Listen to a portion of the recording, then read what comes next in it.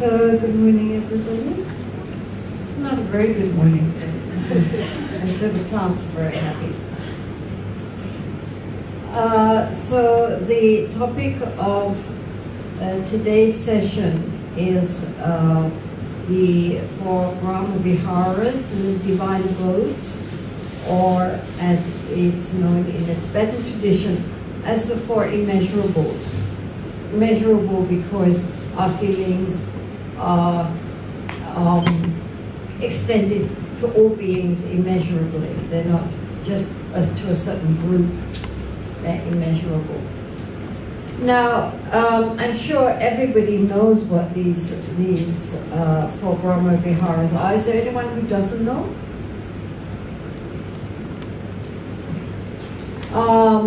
Because this is something which was taught by the Buddha himself and is therefore extant and practiced in all Buddhist traditions.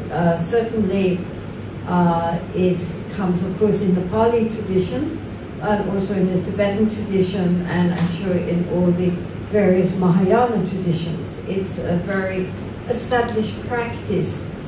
One of the intentions being, of course, that if we focus too much merely on intellectual studies or on introspective meditation, that it could happen that we end up being rather dry. You know, we're all up in our head. And also we become very ironically self-centered, because all our attention is directed inwards onto the mind and or philosophical topics. And it's very, very important on the Dharma path or in any spiritual path that the heart chakra, is also opened, and that our practice is understood to be not merely for our own benefit, but ultimately for the benefit of all beings. So in order to keep our sense of heart connection and to keep our practice moist and juicy, not all kind of dried out and just purely intellectual, the Buddha very much emphasized these four qualities of the heart which we need to develop. And so these four qualities are, first, in Sanskrit it's called Maitri, or loving kindness. It means love, but if we just say love, then love has so many connotations. It's very interesting that the English language is very impoverished in certain fields. In other fields, it's very, very rich. But in certain key terms, it actually is very, as I say, it's very limited. I mean, we use the word love, which is such an important word, but, you know, I love my family, I love the Buddha, I love ice cream, I love going for walks. I mean, we use the same word, but we're not talking about the same emotion. It's very different, the love that we feel for our family to the love that we feel for ice cream, to the love that we feel for the Dharma. We're talking about different emotions, actually. And to use the same word gets confusing. The word Maitri is connected with the word for a friend. So therefore, in Pali it's metta. It's connected with the idea of a friend. So therefore, it's a kind of warm friendliness, really. That kind of, if we have a dear friend, we wish them very well. We want them to be happy. So therefore, it's connected with that, and that is normally translated in English nowadays as loving kindness. because that gives that sense, not just love, attachment, not that kind of love, but the warmth of wishing someone well. So the first one is Maitri or Metta. The second is both in Pali and in Sanskrit, Karuna, which means compassion. The third in Pali and Sanskrit is Mudita. Mudita is variously translated as sympathetic or empathetic joy. It means being happy in others' happiness, and it's an antidote to too much depression when you come to compassion. You know, it's not only thinking about the suffering, but also thinking of the happiness in the world. And then the fourth in Pali is Upekkha, and in Sanskrit Upeksha, and it refers to that equanimity or even-mindedness or impartiality of the mind, so that we don't get caught up into an aversion and attachment. So these four qualities of the heart we will go through today, and each time do a little meditation on it just to get the feeling. And although they are placed in the order of loving kindness, compassion, joy, and great. Okay, just put it there. Just sit there and put it. Clock. It's always, as I said yesterday, it's always surprising that in conference rooms and lecture halls, they never have a clock. You know, so the teacher can just go on and on and on and on. And, you know, the students are looking at their watches. So, as I say, normally the order, the traditional order is loving kindness, compassion, joy, and even-mindedness. But for the sake of practicing, because they are called immeasurables, we will start with the last first, which is even-mindedness, and understand, because that even-mindedness, that impartiality, is what has to be extended to all of these immeasurable qualities. That's what makes them immeasurable. So basically what it means, the Tibetans always, whenever they do any practice, they have a little formula that they recite first, which are the Brahma Viharas. So I wrote it out in English. I do in Tibetan, so I don't know how you say it in English, but here it is, I found it. Okay, so they always say, before they start any pujas or any meditations, they say, may all sentient beings have happiness and the causes of happiness. The causes, the reason we have happiness or suffering is not just out of the blue, or it's not decided by somebody extraneous to ourselves, sitting up in the sky and thinking, I think that person needs a glob of misery, let's give them something.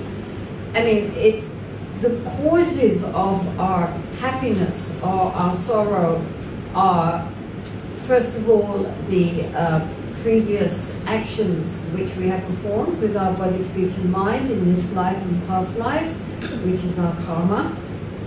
But also, the ultimate cause of our suffering, the ultimate cause of our suffering is our essential ignorance, that we do not see things how they really are. And so therefore, everything we perceive is from the point of view of our sense of ego or self. And as long as we are attached to the idea that we are an autonomous, unchanging entity, separate from other autonomous, unchanging entities, we are going to suffer. We are going to have attachments and aversions, losses, and many problems coming up. And all of this impinges on our sense of me. And so the ultimate cause of our suffering is our ignorance. Ignorance in a sense that we do not understand who we really are and who others really are. And so as long as we are attached to the idea of an ego, of an I, like a spider in the middle of the web, we're going to suffer. I mean, this was the first noble truth and the second noble truth, right? First of all, that life is essentially unsatisfactory. Why? Because we have wrong views. We don't see things as they really are. And because we don't see, we have no wisdom, we suffer. And we cause others to suffer. Nobody wants to suffer. Everybody wants to be happy. But because we are so misguided, we don't see things properly. We endlessly make mistakes and create lots and lots of problems for ourselves and for others. Nobody goes out their way to make problems. They just make them because we are so misguided. Because of our essential unknowing. We don't see properly. We're blinded by our own misconceptions. So therefore, the causes of happiness come from our having created good karma in the past. Good karma meaning actions of body, speech, and mind which are connected with virtuous states of mind, like generosity, kindness, compassion, rejoicing in others' happiness, and so forth. These things which go beyond our ego. That creates good karma, and that karma results in our happiness here and in the future. So the first line is, may all sentient beings have happiness and the causes of happiness. Then may all sentient beings, that's Maitri, right? That's loving kindness. Loving kindness means to wish others happiness. May all sentient beings be free from suffering and the causes of suffering, right? So we just dealt with that. May all beings be free from suffering is compassion, karuna, right? That we are wishing them to, we see their sufferings on various levels, as we will deal with later, and we're wishing them to be free from that. So that's compassion. May all beings never be separated from the happiness that knows no suffering. So this is rejoicing in all the goodness that happens to people. We feel happy for people to have good things happening to them. Instead of feeling jealous and envious, we rejoice with them. That's mudita. And then, may all sentient beings live in equanimity or even-mindedness, free from attachment and aversion. So that's upeksha. So the point here, why we're starting with this the fourth one first, is because naturally we wish happiness for people that we are attached to, that we like. We want them to be happy and free from suffering. And when something nice happens to them, we're happy for them, right? That is natural. It's not virtuous or unvirtuous, it's fine, but it is very limited, right? So when something happens nice to our family members or to our friends, then we naturally are pleased for them. And we rejoice in their happiness. That's very easy. But then there are the people, the rest of the world. who are not our family, who are not our friends, who sometimes we pass in the corridors, or we see, or we don't see. What about them? Just as I wish for happiness and do not want to experience suffering, and my family and friends wish to be happy and do not wish to experience suffering, so every being we see, not just human beings, animals, insects, birds, fish,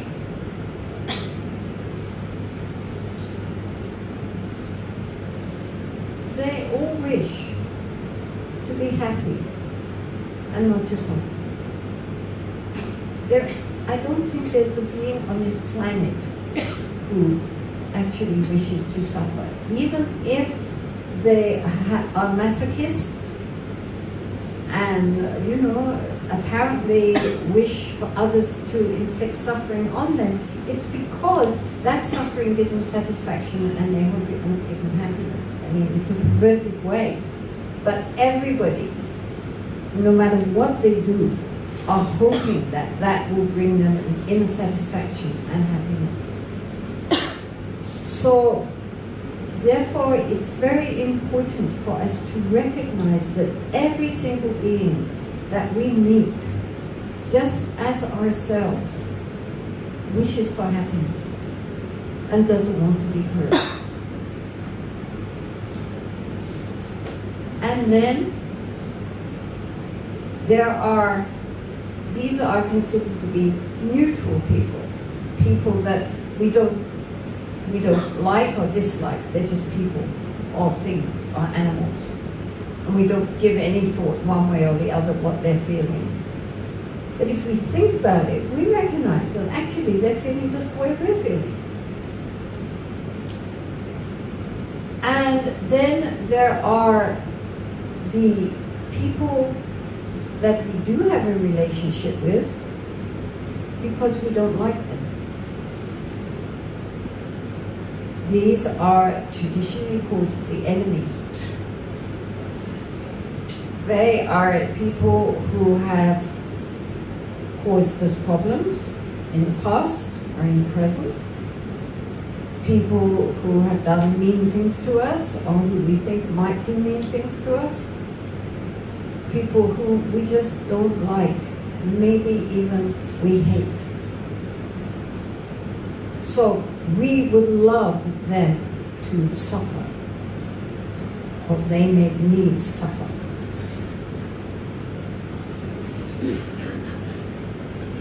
Why do people go around in this world with those ideas, you know? If they hear something bad happens to people that they don't like, they rejoice. They deserved it. And if something good happens, they feel downcast. Why should something good happen to that person? He's a bad person, he hurt me. And as yesterday we were, for those of you who were here for this, going through the 8 verses of mind training, many people hold in their heart this longing for revenge and this real resentment which they cannot let go of towards people who have done bad things towards them. And in the end, that those feelings, those negative feelings towards people who have harmed us or who are harming us in any way, cause problems for ourselves. They don't cause problems for the other person. The other person's fine. We, as they say, we are doing to ourselves by holding resentment and anger. We are doing to ourselves what only our worst enemy would wish for us. Because an angry mind is not a happy mind. And a mind which is full of resentment is not a happy mind. It's a very injured mind. It's like we have a wound and we're endlessly scratching it and deepening the wound, and then it festers and becomes poisoned, and we suffer more and more and more. So, it's very important, therefore, to extend all of these Brahma Viharas towards those who we do not like, who we have resentment towards, whom we, have stored up all these bad memories.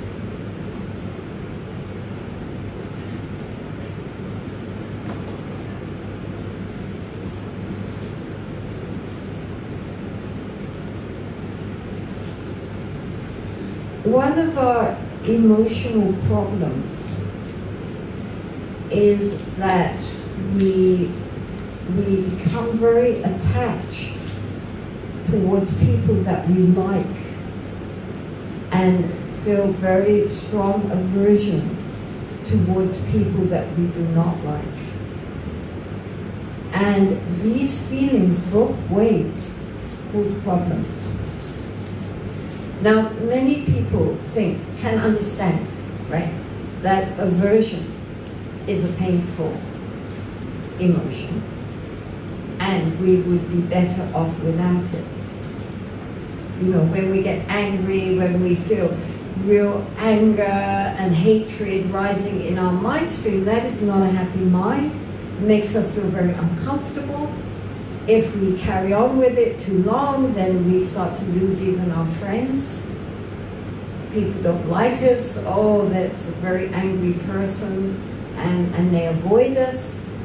And we can see very clearly that anger and hatred and so forth are very negative emotions.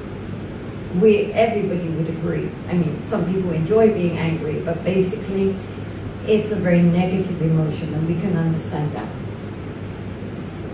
What people have problems with is the other side of that same coin, which is attachment. Because we tend to confuse attachment with love. And in fact, many people feel that the more strongly we have attachment, the more that shows that we love somebody.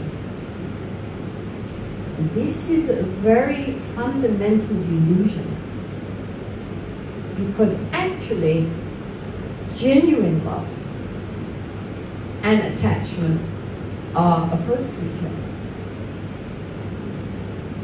This is something which people have a hard time with, because they think to be attached to their families and their loved ones is a good thing. But the Buddha said that the cause of our suffering, the cause of our dukkha, is not anger. The cause of our dukkha is our grasping, clinging mind. Is our attachment.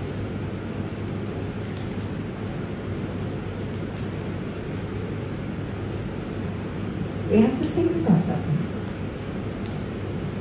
The reason why we are trapped on the wheel of birth and death and rebirth and re-death endlessly is not because we are chained, but because we are holding on very tightly and we don't want to let go.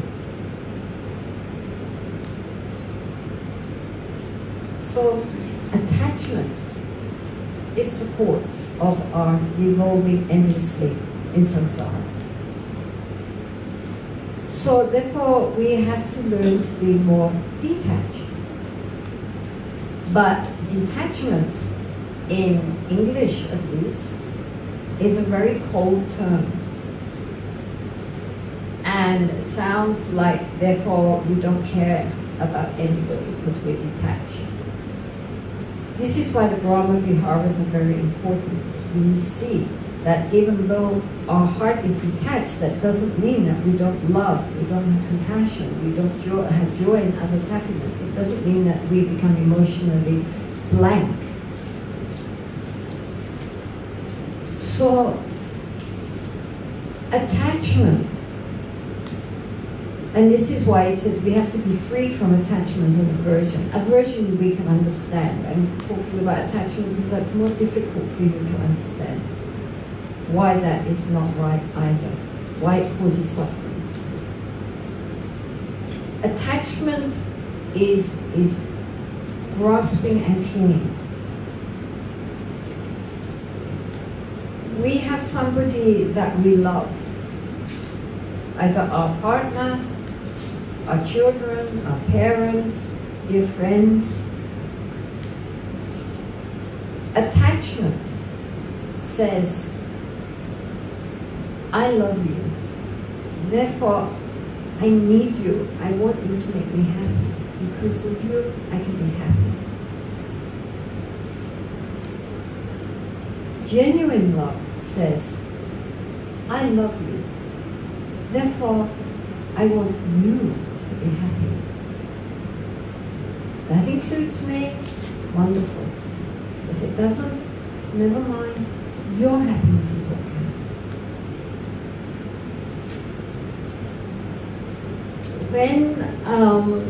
Okay, so I was brought up in London, and my father died when I was 2 years old. This was during the war, the Second World War, not the first. And so I have an older brother and my mother, and so she had to bring the two of us up. Then when my brother came of age, he decided to join the Royal Air Force, and he was actually stationed in Malaysia and Singapore. So he was out. And when I was 18, I became a Buddhist, and then my mother also became Buddhist. And so we shared a lot. We were very good friends. And so there was my mother and myself. And then when I was 20, I requested that I could go to India. I requested somebody in India that I could go to India to work at a school for young incarnate lamas, Tukus. And so then I got a letter back saying, yes, please come. So I was so excited, and I remember running through the streets to meet with my mother, who was coming from work. And I said to her, oh, I'm going to India. And her immediate response was, oh yes, and when are you leaving? She didn't say, how can you leave me, your poor old mother, all alone? She never said that. She just said, oh, and when are you going? And so I went to India, and I stayed in India that time, first time 11 years. My mother came to India for a year and stayed with me, but then she had to go back because she couldn't take the flu. So I stayed in India for 11 years. And then my mother wrote and said, look, if I send you a return ticket, will you come back for a month? So every 10 years she would send me a return ticket so I could go home and see her. And she told friends of mine that she always prayed that in her next lifetime she would come back again as my mother, because she was concerned that otherwise I would have parents who didn't understand I needed to lead a special sort of life. Now that is love. She wanted me to be happy. Maybe it didn't include her, but she sent money even. You know, every month, although she had almost nothing, she sent a little bit, so I could stay in India.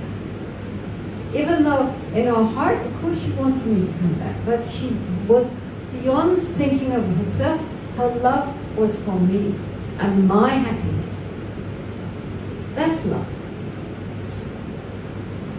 Attachment is when you say, oh, I love you, so why aren't you here with me, for me?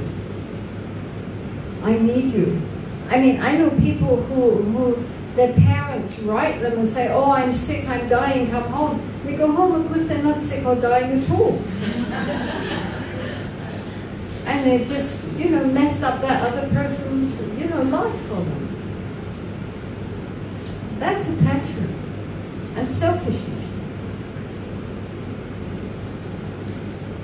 So each of us has to look in our own heart. It's not, non-attachment is not about not loving, it's about loving unselfishly. It's about loving for the other person's happiness. And so this is very important. This is why Maitri, this sense of friendliness, of kindliness, is translated as loving kindness rather than love. Because loving kindness doesn't give you the idea of grasping and clinging.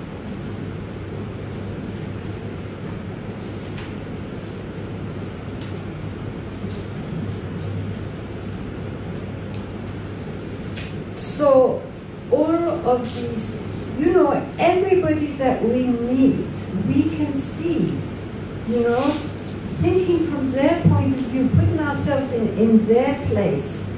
How are they feeling? And we recognize that ultimately they're feeling the same way we're feeling, in that they want to be happy, they want to avoid suffering.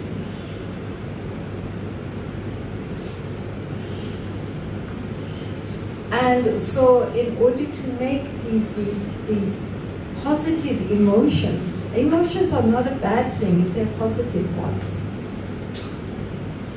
In order to make our positive emotions not still concerned with our attachment and aversion, we have to cultivate this evenness of mind. And in each meditation, that's what they do. You start with, here, and then it reaches out throughout everywhere. So we will go now to the first of the Brahma Viharas, which is a Maitri or Metta or loving kindness. And I'll start by reading the Metta Sutta, which is the discourse on loving kindness spoken by the Buddha from the Pali Canon.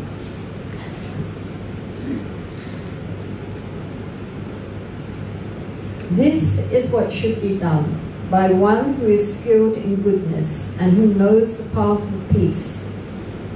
He should be able and upright, straightforward and gentle in speech, humble and not conceited, contented and easily satisfied, unburdened with duties and frugal in their ways, peaceful and calm and wise and skillful, not proud and demanding in nature. Let them not do the slightest thing that the wise would later reprove. Wishing in gladness and in safety, may all beings be at ease. Whatever living beings there may be, whether they are weak or strong, omitting none, the great or the mighty, medium, short or small, the seen and the unseen, those living near and far away, those born and to be born, may all beings be at ease. Let none deceive another or despise any being in any state. Let none through anger or ill will wish harm upon another. Even as a mother protects with her life her child, her only child, so with a boundless heart should one cherish all living beings, radiating kindness over the entire world, spreading upwards to the sky and downwards to the depths, outward and unbounded, freed from hatred and ill will, whether standing or walking, seated or lying down, free from drowsiness. One should sustain this recollection. This is said to be the sublime abiding. The sublime abiding is Brahma Vihara. By not holding to fixed views, the pure-hearted, having clarity of vision, being freed from all sense desires, is not born again into this world. So that is the fundamental sutra on loving kindness from the Pali Canon. And so we start with loving kindness. This sense of goodwill. And the Buddha recommended that we start with ourselves. Because if we are not at peace within ourselves, if we are not at ease, if we're not friendly and kind towards ourselves, then that dis-ease is going to radiate out towards others. Others are going to appear much more irritating and annoying and upsetting. Not really because of themselves, but because we ourselves are not at ease within ourselves, not comfortable with ourselves. I should mention here, and then I will go on with this, that His Holiness the Dalai Lama's main translator is a very wonderful scholar called Thupten Jinpa, Geshe Thupten Jinpa. And he started in America a foundation for teaching these 4 Brahma Viharas. And he discovered very quickly that despite traditional ways of starting with oneself, in the West, people cannot send loving kindness to themselves. They resist it. They can send it to their family and their loved ones, but they can't send it to themselves. It brings up all kinds of psychological blocks.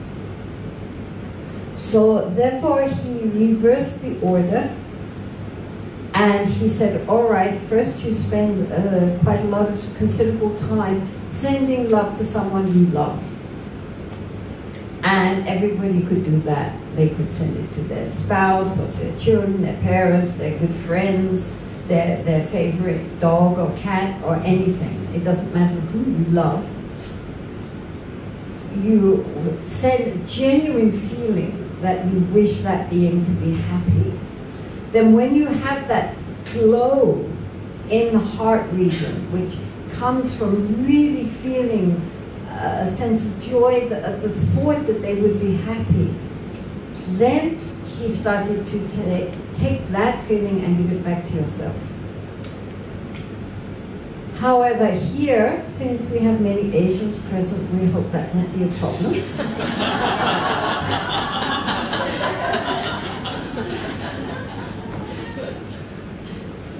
And we will start in the traditional formula by giving loving kindness to ourselves first.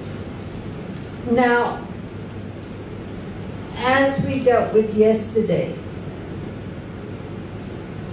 Buddhism is pretty harsh about the ego, about our sense of self. And sometimes, therefore, especially with new converts to Buddhism, that is interpreted as being that any good feeling towards ourselves would be the self-cherishing mind. It would be a selfish thought. And so, therefore, to demean ourselves, to increase our sense of low self-esteem would be a good thing. with the result that they get very depressed. And so this is a misunderstanding. One time there was a meeting. His Holiness the Dalai Lama is very interested in the meeting of science, neurology, especially neuroscientists and quantum physicists and psychologists and things like this, and their interaction with Buddhism, because they're coming very close. And so one time he must have been talking about, you know, regarding oneself, where whoever you meet, you regard yourself as the least important, and considering the person you're with as the most important, so that one forgets oneself and one is much more concerned with the people that one is meeting, not what they're thinking about me, but just being there for that other person. And so one of these very eminent, because these meetings, then very eminent specialists in these various fields meet together. So one of these very eminent psychiatrists said, yes, but what about low self-esteem? And His Holiness looked blank. And he said, well, what about people who hate themselves, who look down on themselves, who don't like themselves? And again, His Holiness looked completely blank. What is he talking about? Everybody loves themselves. So he asked his translator, and his translator explained what this man was talking about, low self-esteem. There's no word for that in Tibetan. And His Holiness thought, and then he said, I think very rare, very rare. And so this eminent psychiatrist turned to his eminent colleagues and says, whoever suffers from self-loathing and low self-esteem? And everybody put their hand up.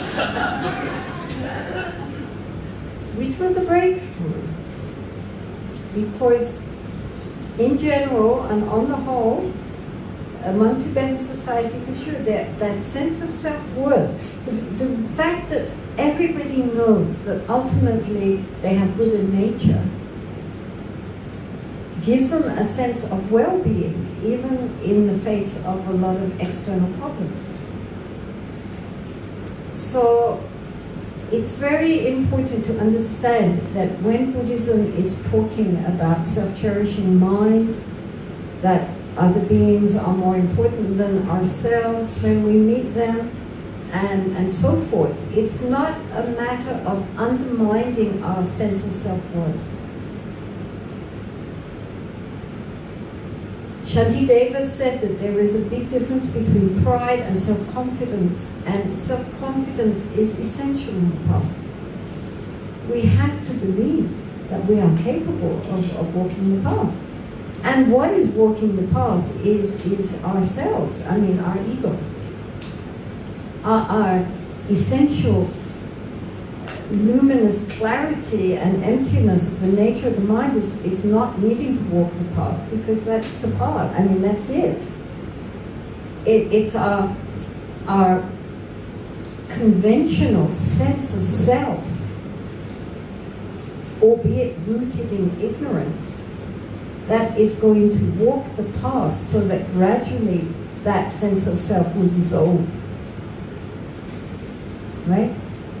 So all of these meditations which we are going to undertake are undertaken, of course, from the egoic point of view.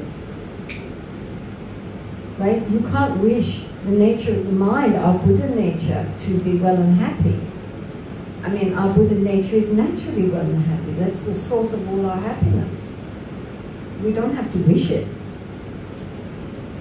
But we do have to encourage our conventional sense of self and heal it. Yesterday we went into this, and I don't want to keep going on about it, but most of the problems for us, the reason why we get so attached and at the same time have such strong aversions and so forth, is because inwardly we feel very insecure. inwardly our sense of self is hurting, it is injured. And so we have to heal. We cannot really effectually walk the spiritual path until our sense of self, our ego, is strong and healthy and well balanced. Then, with a strong, healthy, well balanced sense of self, we can drop the sense of self and eventually, through meditation, begin to dissolve that sense that we are an autonomous entity. But we cannot do that while our sense of being is hurting and is injured. So this practice of loving kindness is to heal us. It's like a balm on the sores. So therefore, low self-esteem, high self-esteem, both are ignorance. The more we are at peace and at home within ourselves, the sooner we can forget ourselves. As long as we are feeling injured or hurting, we are very conscious of ourselves and our dependence on others, either through attraction or repulsion. We cannot let go and just relax. So therefore, the first of the Brahma Viharas is the sense of wishing well. And we start by wishing well to ourselves.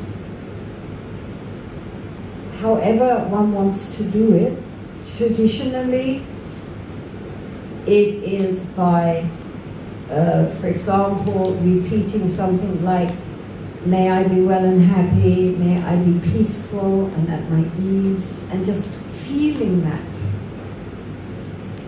The Tibetan way, because Tibetans like to visualize things, is to visualize like a globe or a pearl of light at the center of in our heart chakra, here in the center of the chest, and visualize that this globe of light is the globe of pure loving kindness, of peacefulness, of ease, of well-being, and that this radiates light and it absorbs through all of our body, through every one of our little brain cells, and through every cell of our body. Our whole body is saturated in the brilliant light of loving kindness.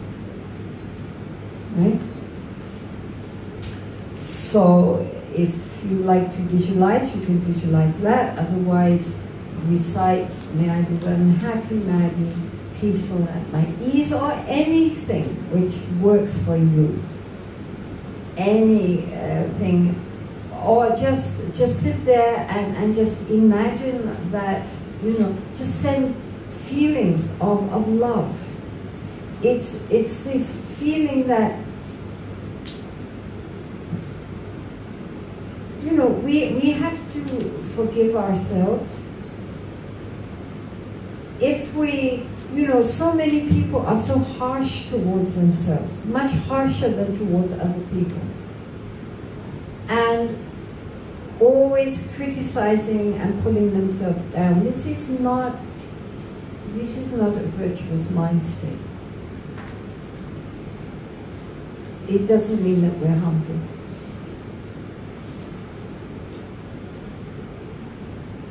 It completely impedes our ability to progress, because we are always giving ourselves the message that we will fail. That's not right. We have to encourage ourselves. We have to believe in ourselves and our own potential for goodness. So this meditation is to remind ourselves and encourage ourselves and saturate ourselves in thoughts of loving kindness. May I be happy? And visualizing the light going throughout us. In the beginning, normally it feels very artificial. One doesn't really believe it, as with all meditations. You know, anything which we do in this world. If we want to be a musician or an artist or a golf player or a footballer or whatever we want to do, in the beginning we practice strokes or we practice, you know, scales, and it all goes wrong and it doesn't feel right, and everything feels awkward. But if we keep practicing over and over and over, eventually it becomes natural and spontaneous. And likewise with these kinds of meditations, at the beginning nothing happens and we think this is stupid. But actually, if we keep going, slowly, slowly, we are reprogramming the mind. Of course, nowadays, neuroscientists are very interested in meditation and the effects of meditation. And so they took a group of ordinary people and they showed them certain things which are likely to stir them up and make them feel angry and upset. You know, on the television, some documentaries about atrocities or whatever. And, you know, had these equipment attached to their heads to record their reactions. And, of course, you know, the reactions came of anger and frustration and all sorts of negative, all the negative parts of the brain lit up very, very brightly. And then they started teaching these people metta meditation. Maitri meditation is loving kindness and compassion meditations. And after just a few weeks, and these were ordinary people who had never meditated before, when they showed them again this type of thing, instead of having feelings of lighting up of all the negative anger, what lit up was very strongly was these feelings connected, the part of the brain which is connected with great love and empathy and compassion. And far from being upset and angry, they just felt more their heart opening and more love, more compassion. And even the scientists were amazed at how quickly that happened, that transformation. So it's not that it's just something which, you know, is just for hermits living in the Himalayas, or, you know, it's a practice which will take years and years and years to perfect. If we are very sincere, then within quite a short time, our brains, as well as our heart chakra, are really affected and change. They change. So these are very important meditations. And as I say, even at first, if it doesn't quite work, it doesn't matter. If we keep going over it again and again and again, the effects will be there. So, I keep looking here and it's here. That's conditioning for you. Okay, so we will just sit for 5 minutes. Thank you. We'll just sit for 5 minutes and do this meditation on sending loving kindness to ourselves. Loving kindness is just this warmth of wishing ourselves to be happy, peaceful, at our ease, and just this, that the mind should feel this lightness and this happiness within itself. And so either by reciting you know, certain words, or by visualizing the light coming out from the heart chakra, or just by sitting and feeling that, you know, whatever we have done, that's okay. It's in the past. We're okay. Essentially, we're getting back to our Buddha nature. Our Buddha nature is perfectly okay. You know, it's like without making it into something too solid, because this is would not. It doesn't really mean that the nature of the mind is compared to space, not to silver pots. But if you consider a silver pot, then if we don't polish that pot, it gets covered in tarnish and becomes black. So when we look at the pot, all we see is black. So it's like when we look at our mind, all we see is all the bad things and the stupid things and all our conceptual ideas of who we are. But if we polish the pot, then we get back to the silver. And the silver has never been affected by the tarnish. That's the point. That the true nature of our mind, no matter what we did, ever, in all our lifetimes, it doesn't affect at all the nature of the mind, the true nature. And so there's no point in whipping ourselves. It doesn't help anything. So right now, we are going to send ourselves love, genuine love, and wishing that we be well and happy. Okay? 5 minutes.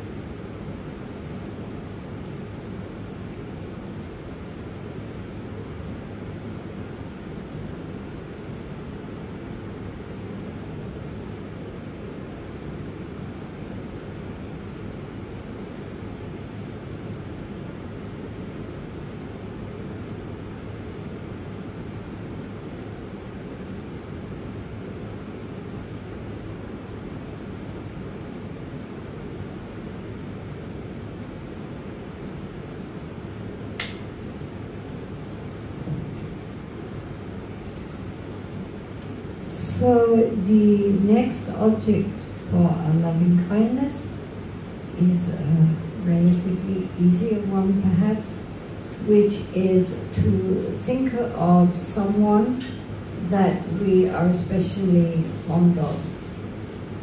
This, as I say, can be anyone. It can be our partners, our children, our parents, any friends that we have, or if we don't particularly like people, then, you know, your pet dog or cat or bird or fish or whatever, because all beings want to be happy. Not just human beings, animals also want happiness. They don't want to suffer. And so it's just a matter of choosing an object that we have a genuine heart connection with. So then again, we just visualize that person. If you are doing this in your own home, then you could even have a photo of that person. That would help. But anyway, just think of that person and wish them well.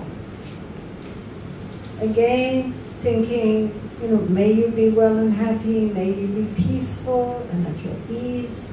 Just wishing them for the happiness which they themselves would wish for themselves. And, or, at the same time, one can visualize again this little globe or pearl of light, which represents the true nature of our mind, which is filled with bliss. There's no problem with that one. And from that goes light, which again enters that person that one is thinking of and completely saturates them in light. So every cell of their being is filled with light. If they are sick, then you visualize that their sickness is cleared. If they have problems, that their problems are dissolved. That any problems they have, mental, physical, outer or inner, are dissolved in genuine happiness and well-being. And from your heart, wish that. It's very important not just to keep it as a kind of cold visualization, but to really involve the feelings in this, our emotions. We have to really wish it from our heart. It's not just something automatic that we're just visualizing, but it has to come with this real intention of, you know, first wishing ourselves to be well and happy, and then here wishing someone that we really care about, that they should be well. How wonderful that would be.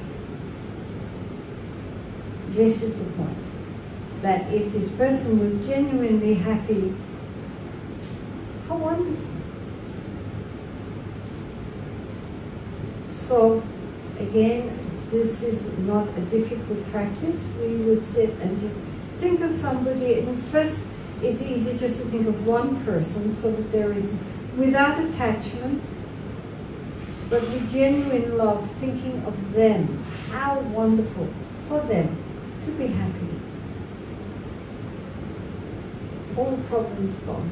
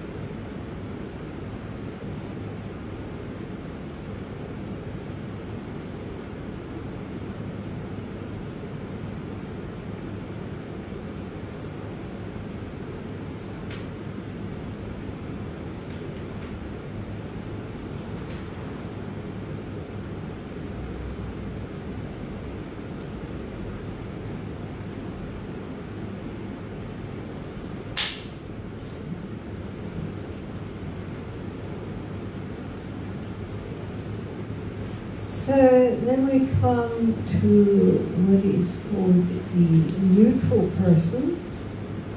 So that can be, the world is filled with neutral people. It means people that we might meet them every day, but we don't ever think about them. Or somebody we just, have passing and we don't give any thought to them.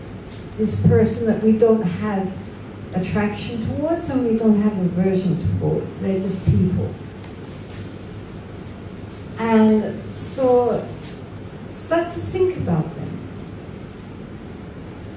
When I was living in Manhattan, and the same would certainly be true of Hong Kong, at night all these tower blocks are filled with light, as people come home from work and, they go into their apartments. And I would think, like every single light has a story. All these people, they have, their problems and their triumphs, and each one, for themselves, they are the center of their universe. Their hopes, their fears, their happiness, their sadness is as vital and important to them as myself and the people I'm staying with. Each one, when you get to know somebody, they're full of their own stories. And so it's very important to remember that everybody we meet, as you go along in the street, full of people, each one, if you only knew them, has a fascinating story to tell. Everybody, if you get to know them, their memories, their history, their worries, their joys, their concerns. Everybody has a story. Nobody is blank. And to each one, as the Buddha said, to each one, their own self is most dear. In other words, everybody, unless they are genuinely enlightened, are concerned about their own joys and sorrows. They want to be happy, they do not want to suffer. Normally we ignore 99.99999999999% of the world. They don't concern us, but they do concern themselves. So, although we cannot, intimately think of all the other beings and all the other billions in the world, we can make a sample by thinking of somebody that we see, a neighbor or a work colleague or somebody that, the postman, if you still have postmen, the bus conductor that you see every day on your bus, somebody who is just there, and you've never given a thought to their happiness or their sorrows. Well, now we're going to think about it. We're going to think about someone whom we see, but we don't know them. We don't know what is their story, what are their hopes, their fears, just like us. They have their memories, their joys, their sorrows, their hopes, their worries, their family. To somebody they are most dear. Somebody is very concerned about them and loves them, just as somebody loves us and we love other people. So they also have their interconnections, their families, their friends. Each one has a story. Normally we ignore it. But now we are going to just think of it. And as I say, we cannot think of the whole wide world, but we can think of a sample. Somebody. Each one of us can think of just somebody that we see all the time, but we've never given a thought to as to their happiness or their sorrows. Now we're going to think of that. Because they are very, very, very important to themselves. And they're also very important to those who love them, to their families and their friends. All of us are interconnected. We just don't recognize it. We only have a very small little circle that we care about. This is helping us to open our heart a bit, to recognize that everybody we meet, everybody, wishes for happiness, wishes to avoid suffering, just as we do, just as we wish that for those we love. So then we will sit now again, just for 5 minutes, and we will think of somebody who is considered to be neutral. Meaning neutral means that we don't like them, we don't dislike them. We basically ignore them. Right. So now we're not going to ignore them, we're going to give them our attention. And think, how really is that person? Wouldn't that be lovely if they were happy? We would like them to be happy. We don't want them to be suffering. Just as we don't want ourselves to be suffering. Okay?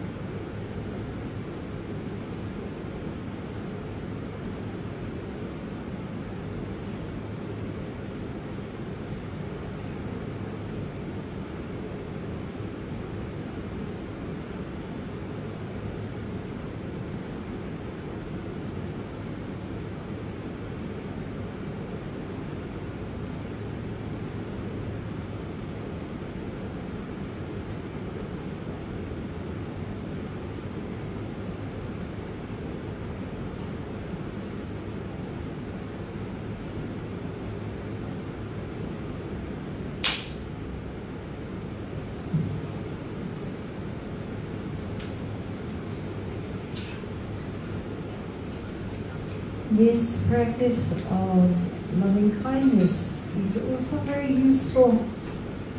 For example, if one is traveling in a bus, a train, or a plane, and one is surrounded by all these people. Mostly nowadays they're playing with their iPhones or zoinked out listening to music. So instead of getting out our own iPhones, we can sit there and radiate loving kindness.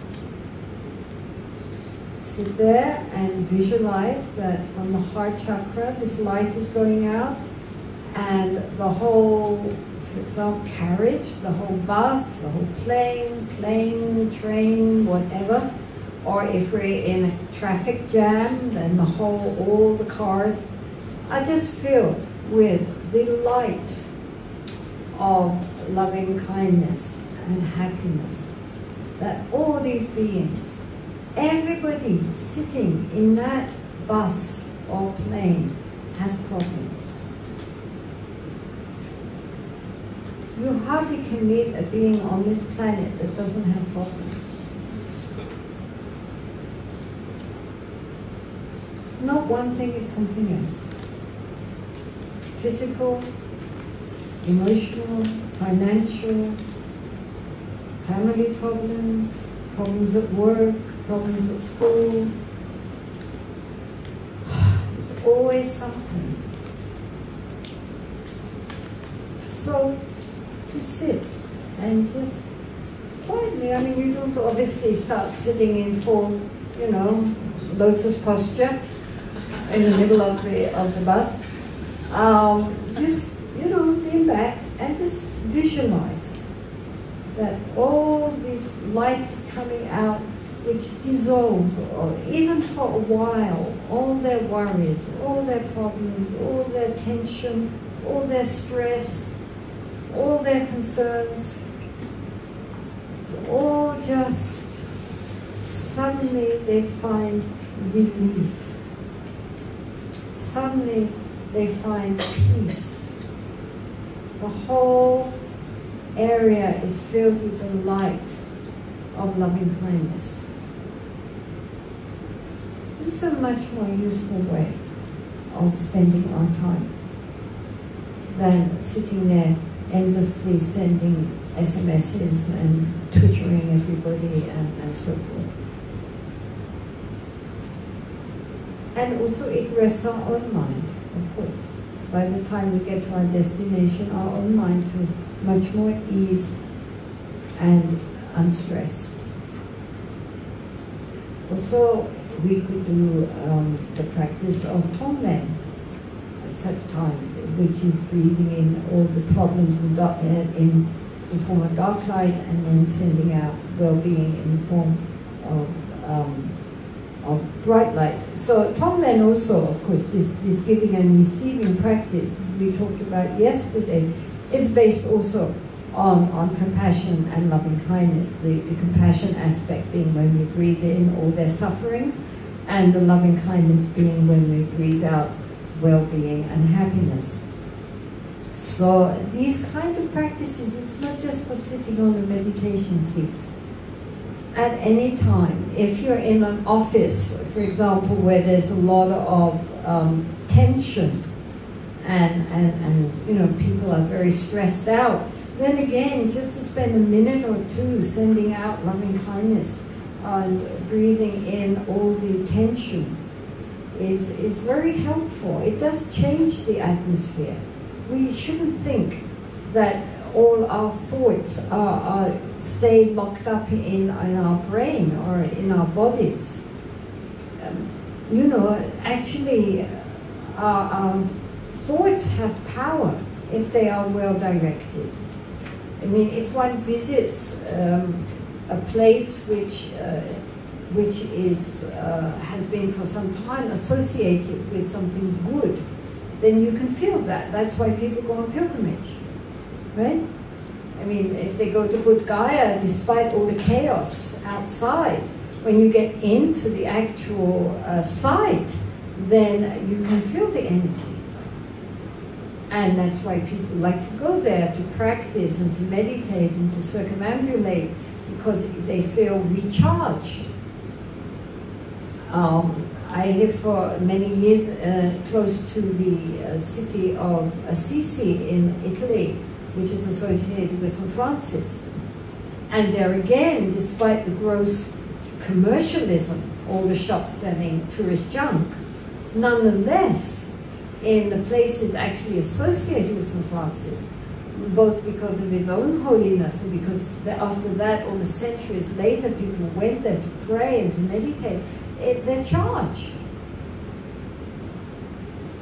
You can't say why. I mean, many people who go to these places, like Budh Gaya or Assisi and others, not just as tourists, nonetheless, often they undergo some kind of real spiritual experience without expecting it, because it's independent of our own projections. It's there now, permeated through the thought forms of the beings who have been there. And likewise, when I was in Poland and I went to visit Auschwitz, then again, you know, you didn't have to know what Auschwitz was about. There's nothing there anymore. I mean, it's just big rooms and, you know, the dormitories and then the gas chambers, but the gas chambers are just big room like this, you know, I mean, not anything there.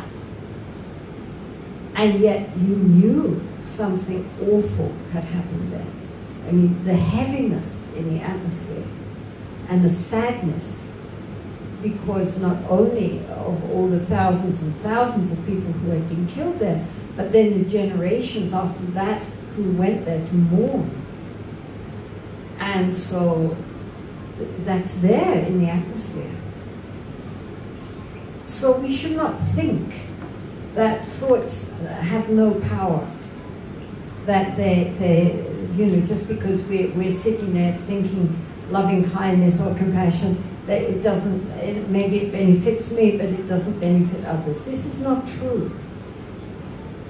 Those who genuinely have, you know, directing their mind, people feel it. They create an atmosphere around them. I mean, it's well known, for example, places like Thailand and Burma, where they still have forests, that monks who go out into the forests and they have no protection, they just have these little things called klop, which is like a little tent, and that they can live in the forest and sit and meditate in the forest, and wild animals and snakes and tigers do not harm them.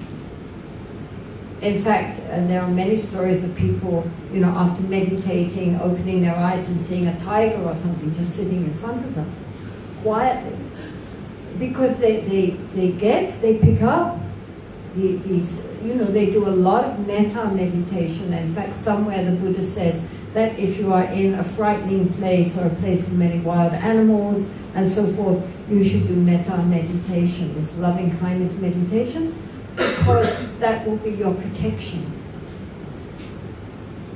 Animals will not harm you if you have loving kindness. And if it's strong enough, probably even humans will not harm you. They will change their perception. So it's very important for us to recognize that our thoughts have a very powerful influence on others outside of ourselves, if we really focus our attention properly. So the next object of our loving kindness are people who we have problems with. As I say, they are traditionally called the enemy.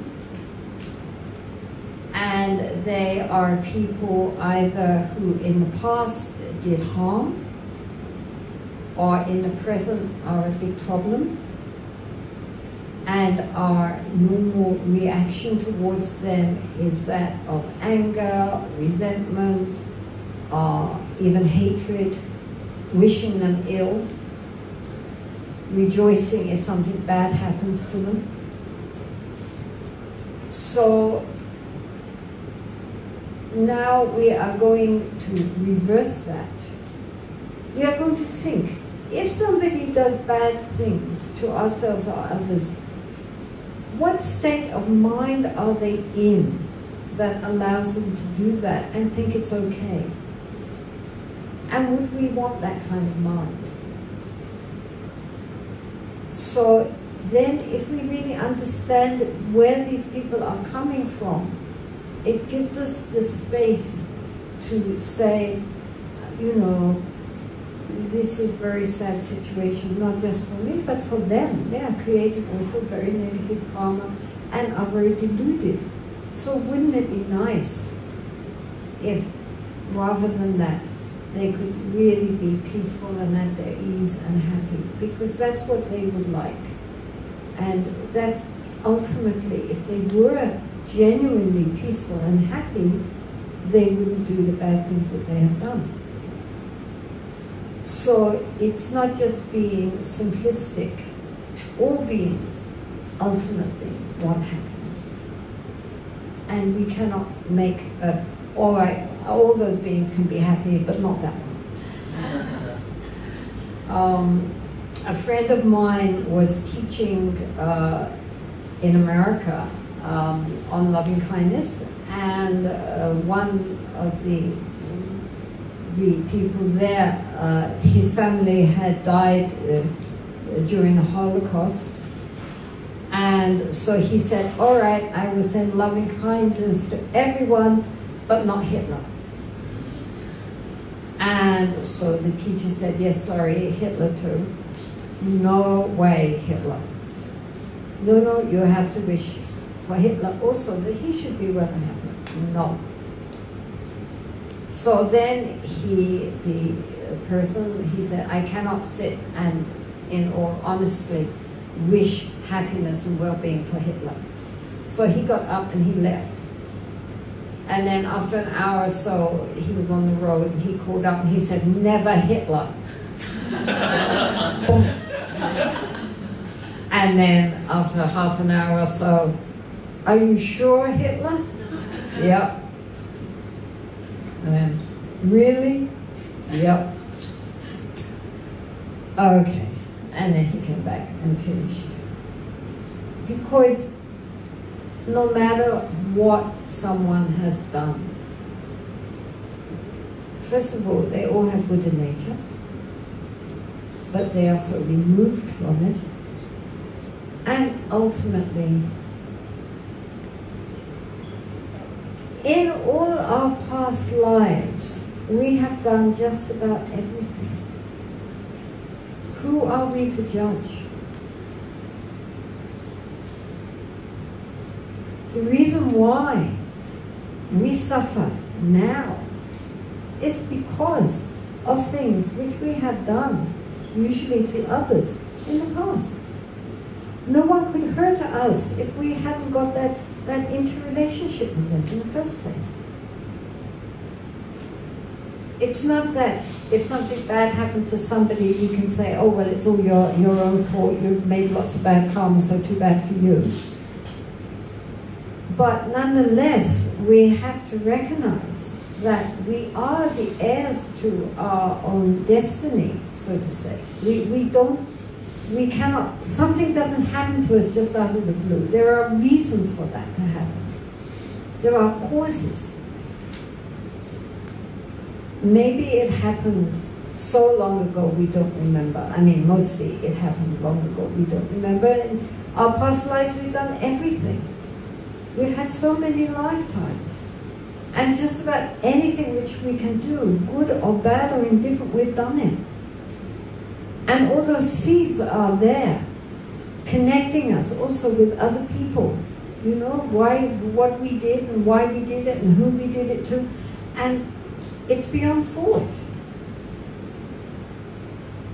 But it's not for us to judge, because everything which has been done now has been done before. And we've done it. So who are we to say, oh, that person is a bad person and I would never do that? Because we probably did at some point. Otherwise it wouldn't come back to us now. There is a text in Lojong in the Tibetan, it's too harsh, so I never teach it. But it's called The Wheel of Sharp Weapons. And it's the visualization of, like, you know, a wheel coming back made of like swords, which cuts us. Because of all the things which happened to us were created, the causes were created in some past lifetime, otherwise it wouldn't have happened. And also our interconnection with beings, why some beings are kind to us, some beings are not kind to us. We don't see what that is, we can't understand, and so it's not that we are to blame, but nonetheless we did create the causes and the conditions.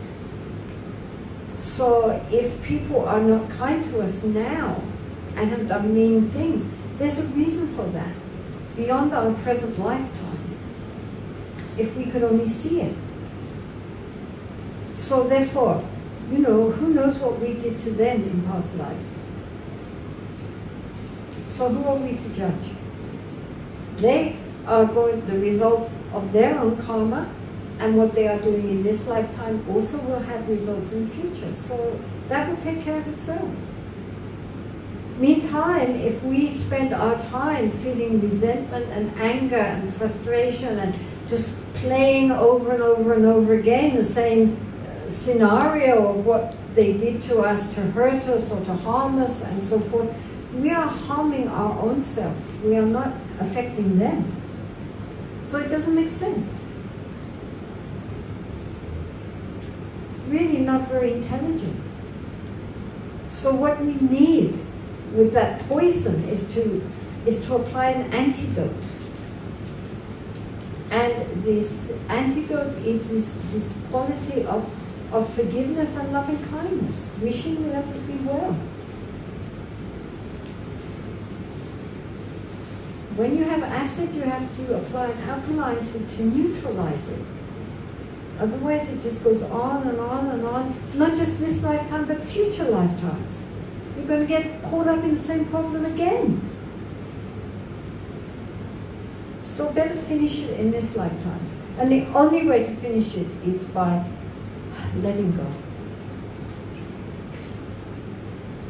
And the easiest methods, the most direct method, not easiest, but the simplest method, is by genuinely cultivating this feeling of wishing for their happiness, and with that allowing that whatever they are doing is because of their own delusions, and you know, from your side at least, you will not hold resentment. This is very important for us to remember. Otherwise we just keep cycling in the same negative cycle. Doesn't help. So think, if you have anybody that you don't like, either in the past who caused you a lot of pain, to yourself or to your loved ones, or in the present who seems to be causing a lot of problems, just think of that person and remembering that how they are acting is in accordance with causes and conditions, which we are also connected with, and just wish them to be well and happy. Visualize again, if you wish, that from the heart chakra lights emanate and fill them up, and all their problems, all their suffering is healed, and that they are well and that they are happy.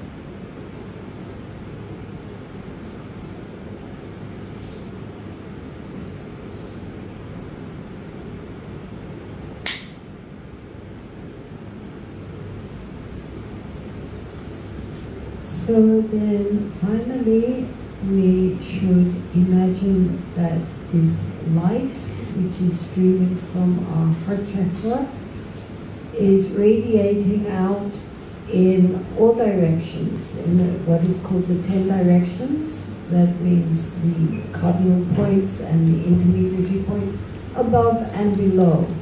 So it's not just coming out from the front, but it's coming out, the whole body, our body is radiating light. And this light goes out and it encircles Hong Kong, China, the whole of Asia, spreading out to include every other part of the planet, the Americas, Europe, Africa, the Middle East. Not just on the surface, but also in the oceans and the rivers and the lakes. So all the beings who live in the waters, all the beings that live in the air, all the beings that live on the surface and under the earth, beings seen, material beings, and unseen, all the spirits. May all beings be well and happy. And then from there, spreading out throughout the whole galaxy. We don't know what's going on in the rest of the universe.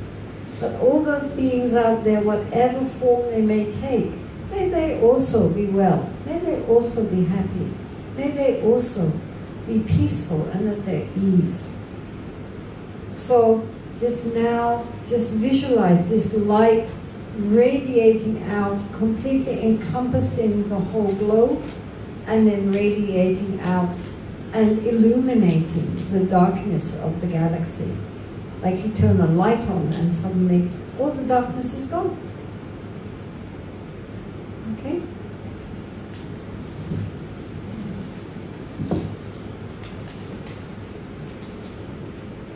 This is what makes it illimitable, right? This is what makes it boundless. It doesn't stop anywhere. Nothing is excluded. Everything is included. Therefore, the mind becomes vast and spacious and open and all-encompassing.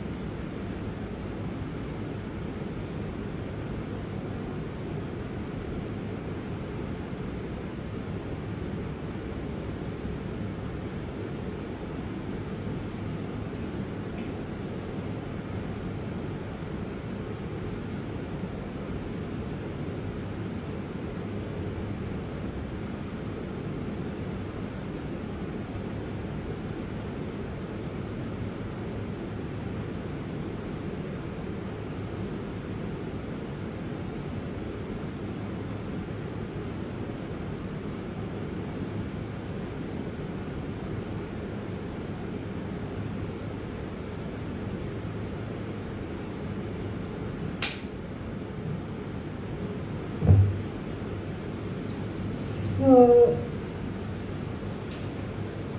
when we go out and we interrelate with other people, people we know, people we don't know, it's very important that we remember that every single being we meet wishes for happiness and does not wish to suffer. So it doesn't matter if we know them, don't know them, like them, don't like them, whatever. All beings wish for happiness. And so the least we can do is that whoever we meet, we wish them happiness. Because that's what they really want and what they really need.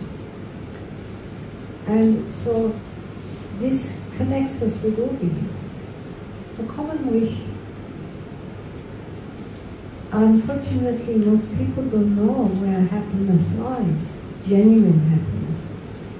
And so they pursue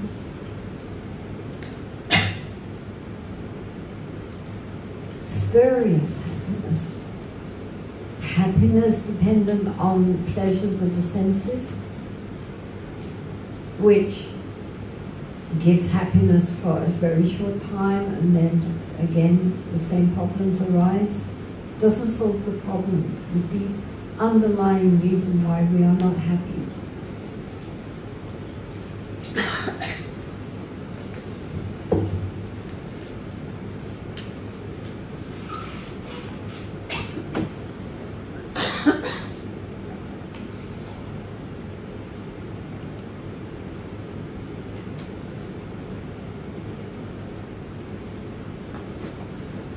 So wish them genuine happiness, happiness which comes from a mind which is at peace within themselves.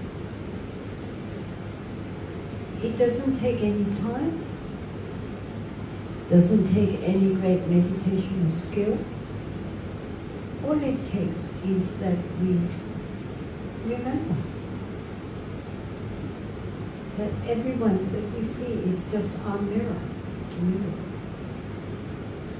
What we wish for ourselves, we wish for others. If the world just did that, imagine what a different world it would be. But as people who are trying to be practitioners, we should all keep these thoughts in our mind. You know, it's not something which we just think about when we're at the temple or in a, listening to a Dharma talk, then we go home and the mind just goes back to its usual self-preoccupations. If we really want to merge the Dharma with our life, then we have to make the effort to change our way of thinking. And when we forget, then we try to remember again. So even now, as we go off to lunch, just keep in mind that we are little glowing bundles of loving kindness. Right? So enjoy your lunch and see you tomorrow. So this afternoon, of course, we continue with the session on the Brahma Viharas, and we come to what is the second of the Brahma Viharas, which is that of Karuna. Karuna, which is a beautiful word, has also a very beautiful meaning, and the meaning of compassion. Compassion means suffering with someone. In the terminology of English. In Buddhism, especially in Mahayana Buddhism, Buddhahood is considered the union of wisdom and compassion.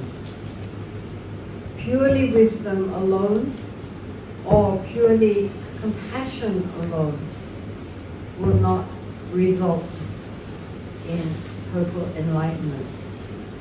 It is considered like the two wings of a bird. If a bird only has one wing, it will just keep flying around the cycle, it can't take off. needs the two wings to balance and be able to fly. So compassion is a very, very important component on the spiritual path. The essence of the Mahayana path is, again, motivation. Why are we practicing? Most people practice a spiritual path or a religion in general in order, they hope, to make themselves feel better. Certainly in Buddhist circles, many people are focused less on spiritual breakthroughs than on acquiring lots and lots of positive karma or merit, so that either their present life, or at least their future lives, will be more comfortable, or with the motivation that if they are seriously practicing a spiritual path, there should be less obstacles. It's always regarded that if we want to do something really good, especially dharmically, we want to really sincerely practice Dharma.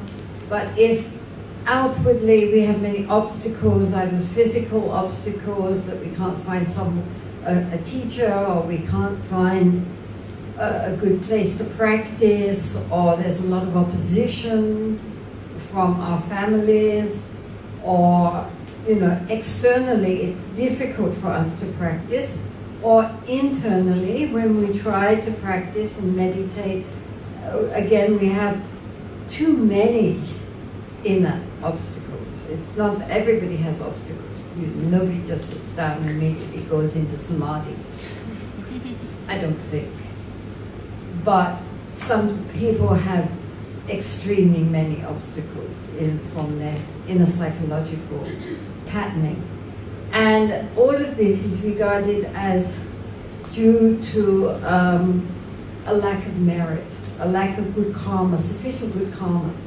So many people practice making lots and lots of virtuous karma in order not only to make life more comfortable, but also to clear away obstacles on the spiritual path. And so many people practice religion hoping that, if they're Buddhist, the next lifetime at least will be better than this one. Or, the practice in many religions is the hope of going to heaven and winning the approval of divine sources. So it's basically just to make samsara more comfortable. But then, of course, comes the idea that, well, wherever we are in samsara, we are still in prison. Whether we are well-treated VIP prisoners, or whether we are down in the dungeons being tortured, we are still, all of us, imprisoned. And those who are up can go down, as well as those who go down can go up. We have very little control over that, because we're all in captivation. We are not free. So then comes the aspiration that we have to get away from the prison house.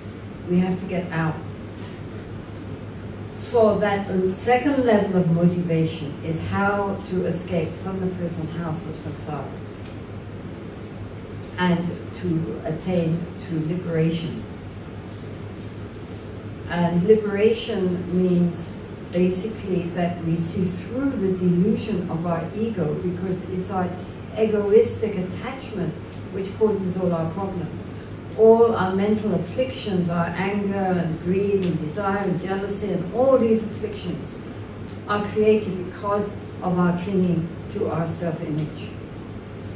If there was no self, it would be like throwing dirt at the sky. It doesn't hurt the sky, it just falls back down to the ground again. But as long as there's a thick wall of believing in an I, an enduring autonomous me at the back of it all, then if we throw mud, it sticks to the wall. So therefore, the next level of motivation is that we need to get away from the prison house of samsara. We need to be free, we need to be liberated. But then comes the thought, well, all right, I'm free, but what about all the other prisoners left behind? If, for example, we were trying to escape from a totalitarian state, then how could we leave behind all our family? Like people trying to escape, like from North Korea or something like that. You know, you can't just escape yourself. You have to use the fact that now you're free to help others also get out. You can't just leave them behind. And so that gives rise to the third level of motivation, which of course in the Mahayana tradition is called bodhicitta. And that is very much linked to compassion, because we recognize that our suffering is the suffering of all beings. We are not unique in suffering. It's something which we share with everyone. And that, to the traditional analogy, is that of a burning house. If we escape from that burning house, we would not leave our family behind just to burn and feel, okay, I'm all right, too bad, but my parents, my children, and everybody's burning. Sorry about that. We would, of course, do everything we could to help pull them out. We could help pull them out because we have ourselves escaped. While we are still caught in the flames, how can we help others to get away from the flames? But once we are out, we can help pull others out. Another example is that of being in a huge swamp in which we are all drowning. And then if, because of making efforts, we get ourselves on dry land, then, you know, but all our family, our loved ones, all beings are lying out there drowning in front of our eyes, we would hardly turn around and say, well, so sorry that you're all drowning, but I got out on dry land. You make efforts too, and you can also get on dry land. Bye. It wouldn't happen. We know that we would then say, well, I'm on dry land here. I will give you a hand, hold on, and I will pull you out. That would be the only reason for rejoicing on being on dry land. Not just so that we can be free, but that we are then in a position to free others. So that whole motivation of recognizing that our efforts on the spiritual path are not merely to free ourselves, since we ultimately don't exist, at least not in the way that we think we do. But because we are so deeply interconnected, truly, it wouldn't make sense just to free oneself and leave everyone behind. The only motivation there could be is that it gives us the possibility of being there to benefit others. As I said yesterday, if a doctor or someone is a medical student, is studying to become a doctor, they are unlikely to become a doctor and go through all that trouble and all those exams and everything, merely so that, should they get a disease, they can cure themselves. They become doctors so that they can cure others. That's their motivation.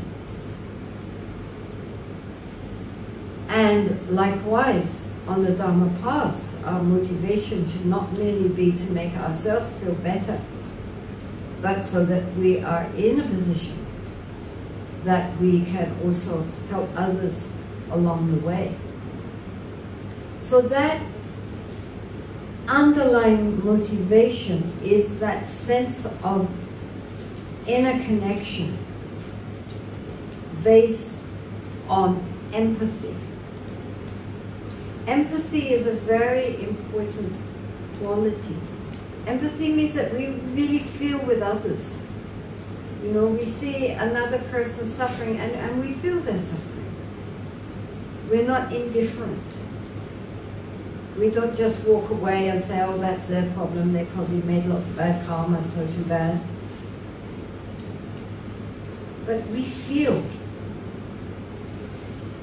their suffering, just as in the next Brahma Vihara, we feel their joy. So this quality of empathy is a very important quality, to open up the heart and to recognize that we are not all little separate globules just bouncing against each other but not interacting. Actually, we're very deeply interconnected with each other, and it's very important that we open up our heart to that. So, compassion is feeling the suffering of others. And again, we start with ourselves. Many people are anxious about too much compassion because they fear that as we open ourselves to the suffering of the suffering of the world is so overwhelming and so omnipresent. How will we cope? I already have enough problems.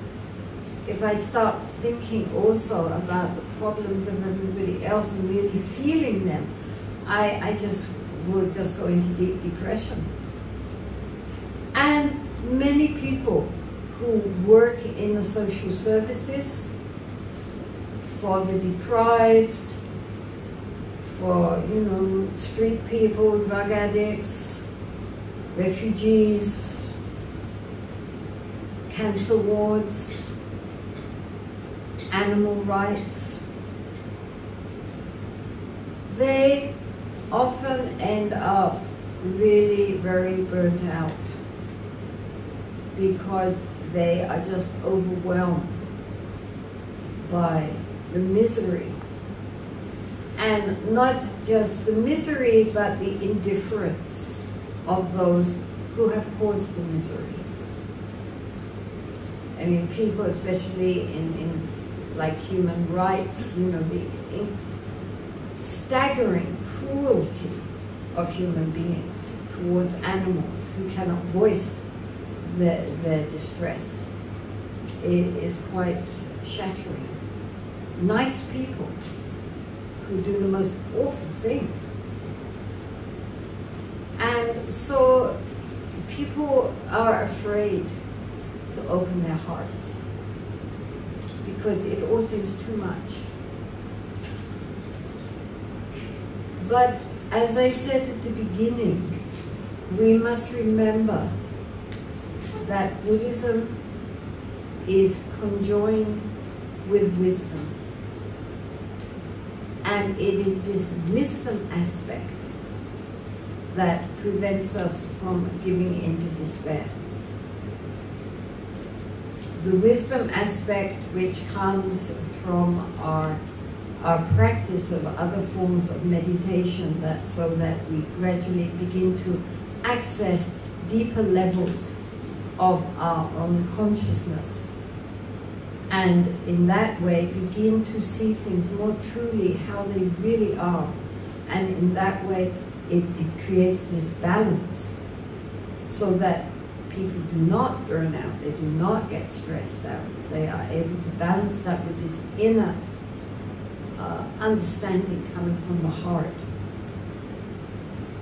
I mean, again, as an example, I would name His Holiness the Dalai Lama, who again spends much of his time listening to people from all around the world who consider him to be really Kuan Yin in person, really Avalokiteshvara, compassion.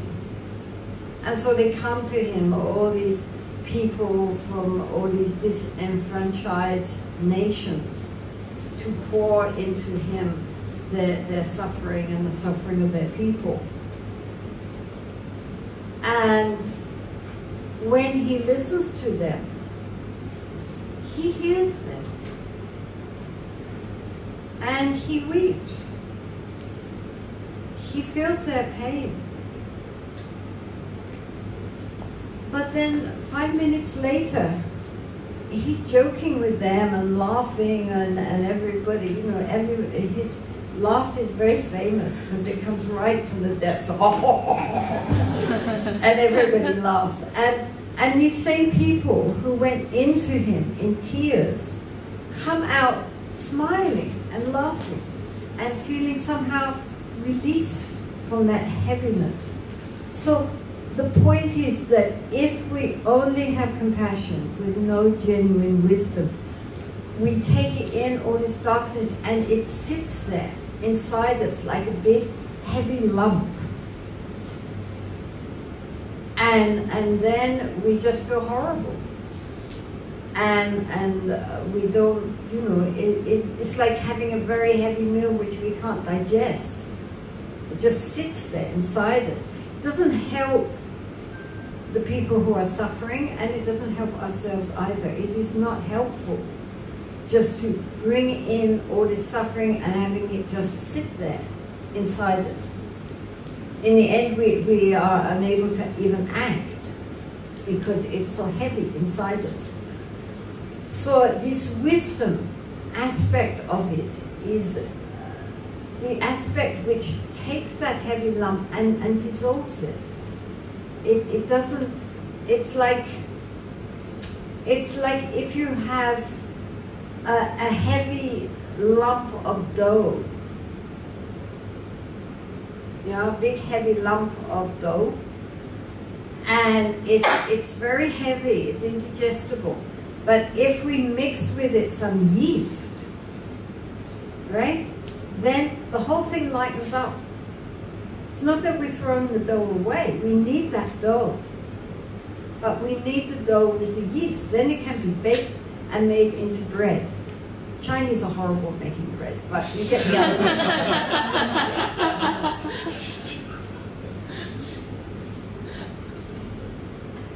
This wisdom lightens up the whole situation, and we see things from a different angle. And this is why wisdom without compassion is too dry. Compassion without wisdom is too heavy. And the two coming together create enlightenment.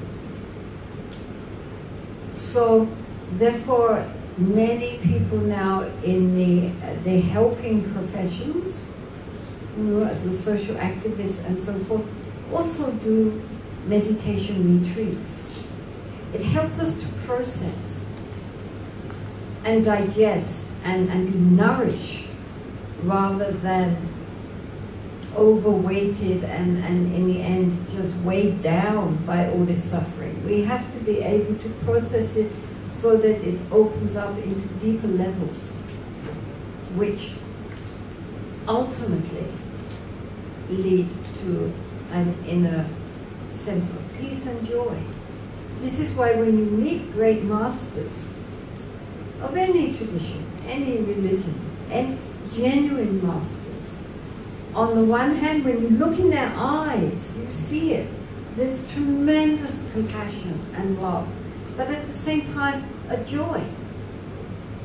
I think it's important to remember that all the Buddhas and Bodhisattvas are smiling. They're not agonized. They're not weeping. They're smiling. They know something we don't know.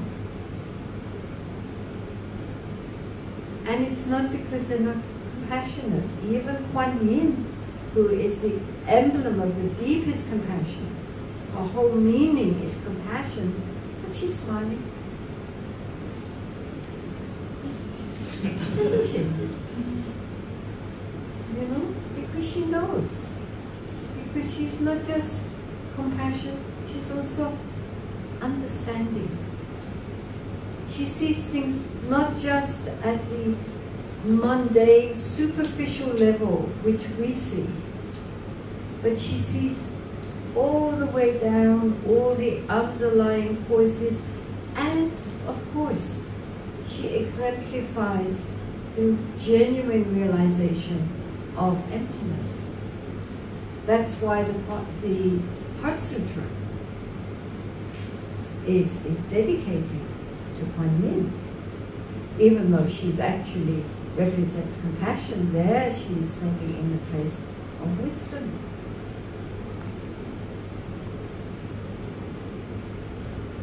So it's very important, anybody who is working in these kind of social roles, that they have the ability to also release and open up, and don't just keep it all heavy and hard inside, because that doesn't help anybody, doesn't help ourselves, doesn't help the people we're trying to help.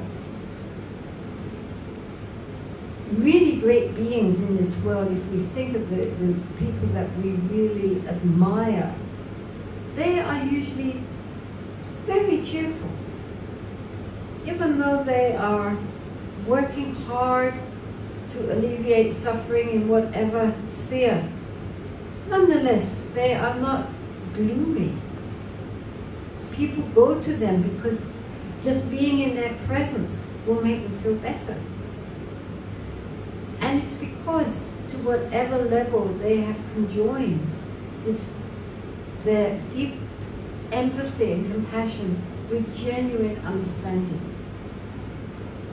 called in Buddhism wisdom. So we have to keep that in mind.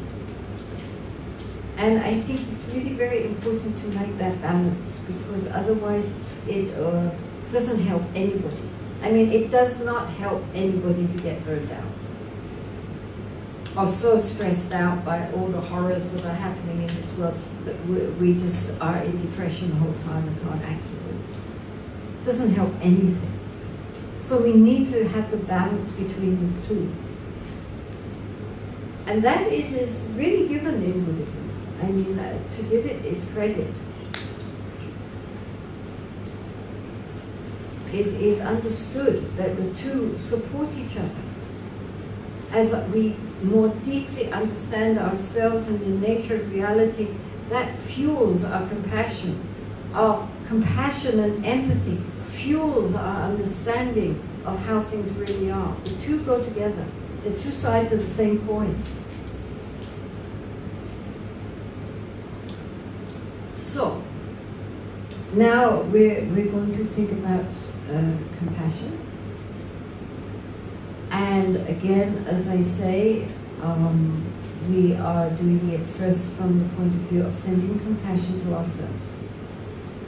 So compassion basically means wishing that beings be free of suffering. Maitri or Metta was wishing happiness to beings. Now we are wishing that they should be free from their suffering. So again, the first person that we have to wish for is ourselves.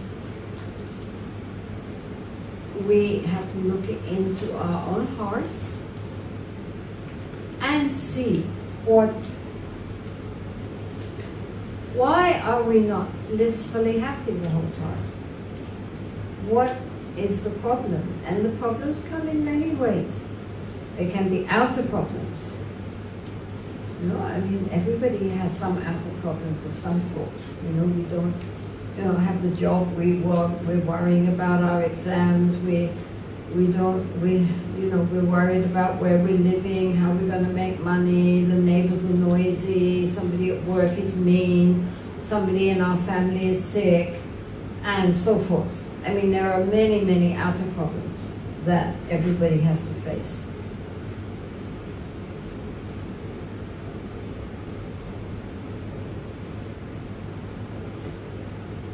And then there are all the inner problems. All our psychological hang-ups and various, when we look at our mind, we want to be loving and kind and compassionate and patient, and instead we get upset and irritable and angry and so forth.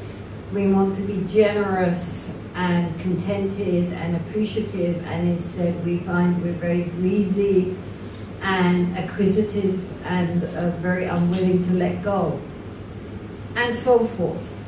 We want to rejoice in other people's happiness, and we discover we really are eaten up with jealousy.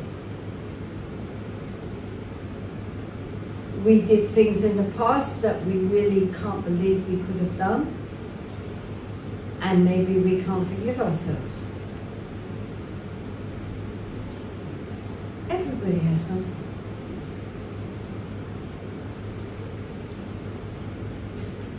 Since we are not yet fully enlightened Buddhas, we all make mistakes. We all have character flaws. We here are all aspiring to be better than we are, but sometimes we fall flat on our face. No problem, just stand up again.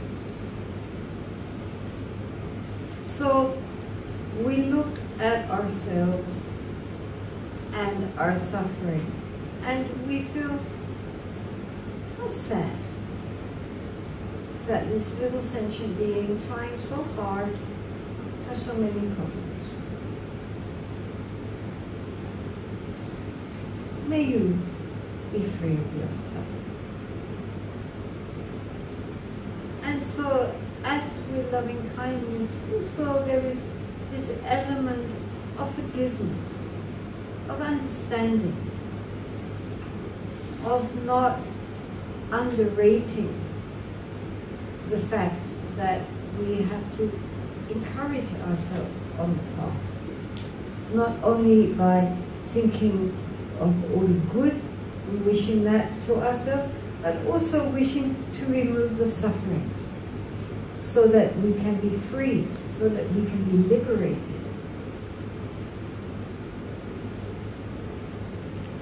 And so this compassion towards ourselves is based on a kind of empathy. We would really rather not suffer. Of course, we can learn from our suffering, we all know that. But essentially, we would rather be happy than miserable. So we just sit and think how good it would be if all our suffering could be allayed. Right? That is not being selfish, that is really being practical. If we had no sufferings, we could go out there and be even more helpful. Of course, we can learn from our sufferings, but that's not the point. The point here is our sense of empathy first with ourselves, that we don't like suffering. Very few people really enjoy suffering unless they're really weird. I mean, most people would rather be happy than miserable. And since we're not always happy, then we wish that we could be always happy by being free from our suffering. That's the bedrock on which we are then going to use that sense of wishing ourselves to be free from suffering to extend it towards other people. If we don't feel that for ourselves, it's hard for us to recognize the sufferings that other people are undergoing. Right? First we have to recognize our own suffering on any level, physical or existential, psychological, any level, which prevents us from being blissful. Why are we not irradiant with joy? which is our true nature. So we sit just for a few minutes and think about either we consider the problems and wish that they would be resolved and dissolved, or else again we can think of the light in our heart, and that at the moment, there's all this darkness. There's this darkness in our mind, darkness in our bodies, and that the light irradiates it, lights it all up, so everything is glowing. The light of compassion and empathy. Okay? So either we think of the light, or else we think, may I be free from suffering, and however you want to word it, this sense of feeling just, an empathy with our own sufferings. Okay?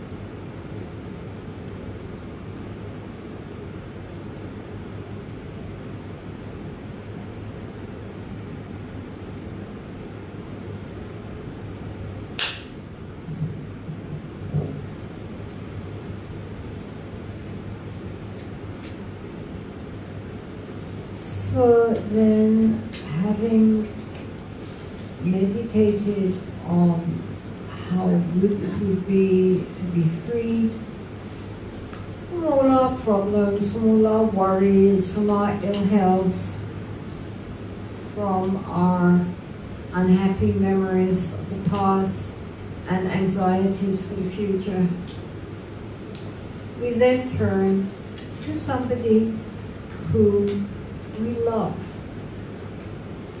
the near one.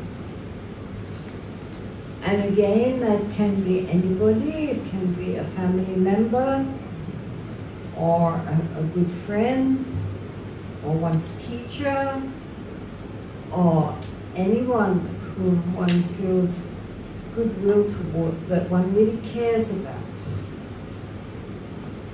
And then one thinks of all the problems that that person has, and ill health, or social problems. I mean, everybody in this world has problems. If not one thing, it's another. There's suffering that they have had now, or in the past, or are likely to encounter in the future, that one would love so much that they were not suffering, that they could be free from their suffering, that all their suffering should be dispersed. In the Tonglen practice, then the idea is that all their suffering should come on oneself, that we ourselves will take on their suffering. But here, in this strictly traditional meditation, they don't go that far. But they do say, please, you know, how wonderful it would be if they could be free from their suffering. So think of somebody that whom you care about, and think how wonderful it would be if they could be freed from all their suffering. And so then either just thinking, may they be freed from their suffering, or by, again, thinking of lights going and completely saturating them so that all their suffering, all the darkness of their suffering is dissolved by the light, and that they are at peace, they are happy, that they don't have to suffer anymore, either physically or psychologically or emotionally, or because of what other people are doing, or from their own side, whatever is their unhappiness. Then may that unhappiness be dispelled. May they be happy by being freed from their suffering. So again, now just think quietly. Bring to mind somebody that you care about, and just think how wonderful if they could be freed from all of their sufferings on whatever level it might be.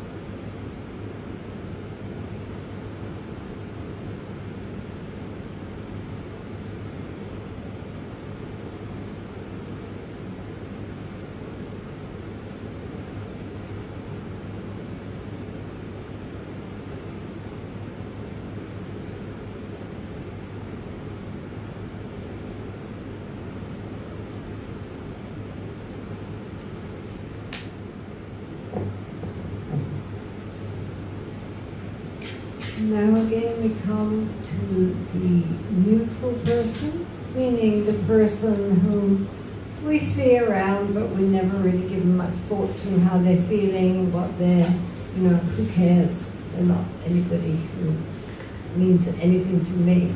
So that person that we normally feel indifferent towards, which, as I said, constitutes the majority of the world, we think of them as a person. A lot of this kind of meditation is based on what is called exchange of ourselves for others. And it means that we imagine ourselves in somebody else's shoes, so to say, right? Normally, we don't see things. We only see things from our point of view. We don't see things from the other person's point of view. So here we imaginatively exchange ourselves for someone else. So thinking now of someone who normally we have been very indifferent towards, we know they exist and that's about it. That's all the thought we've ever given to them. Now imagine ourselves as them, how they would feel, what they must be feeling. They have happiness, they also have problems, they have sufferings which we don't know about. But like us, they would rather be free of their suffering. Whatever their problems and worries, so many people have so many worries. They worry about their families, they worry about their children, they worry about their jobs, they worry where they're going to live, they worry about the rising cost of living, they worry about health, they worry about so many things. It's endless.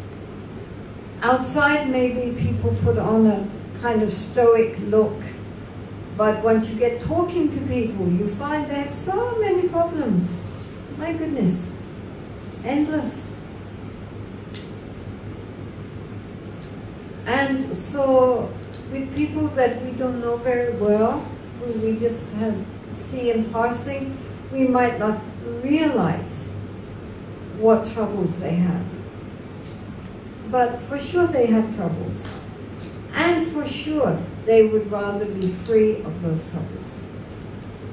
So placing ourselves in their shoes, imagining how it would be to be them, we can feel empathy. We can feel, just like me, they would rather be happy. They don't want to suffer. They have so many problems. They don't know how to solve these problems. They are feeling, so much stress in their lives. And so focusing on that with the wish that all their problems, all their worries, all their troubles, that they may be freed from those. Imagine how lovely, how wonderful if they could be free. Just as if a magic fairy came and said, right, you now free from all your worries and suffering. Oh, happy, happy. And your loved ones also freed. Wonderful. So now we are going to think of somebody that we never really cared about one way or the other, and think, for them, how wonderful if they could be freed from their sufferings.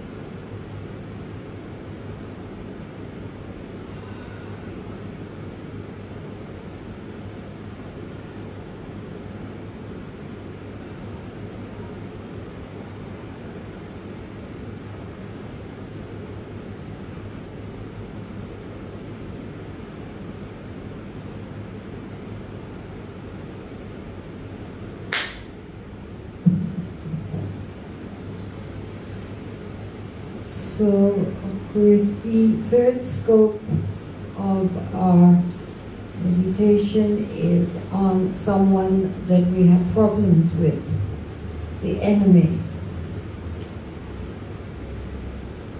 Compassion comprises basically three levels. One is that we feel compassion towards people's mundane sufferings, bad health, poverty, worries of various kinds, the usual problems which we face in our existence. So that's the first level of our compassion, that we see people are struggling, that people have problems in their life, with their other people, with their health, with their financial situation, with so many different things like this. And it causes them unhappiness and worries and stress and so forth. And so, up to really awful things happening in various parts of the world, as we all know, and the anguish which so many people, and the fear that so many people are living under, even in our present day world. Millions of people who are displaced, refugees, or in war zones, and so forth. I mean, people who have really serious things to be worried about, and are very obvious objects of our compassion. And then there is compassion directed at the, somebody does something which is bad. And so, to harm another being. And, like terrorists blowing people up and delighting in the fact that they've killed that many people. And so, of course, it's very easy to feel naturally compassion for the victims and the victims' families. But it's also important to extend our compassion to the perpetrators.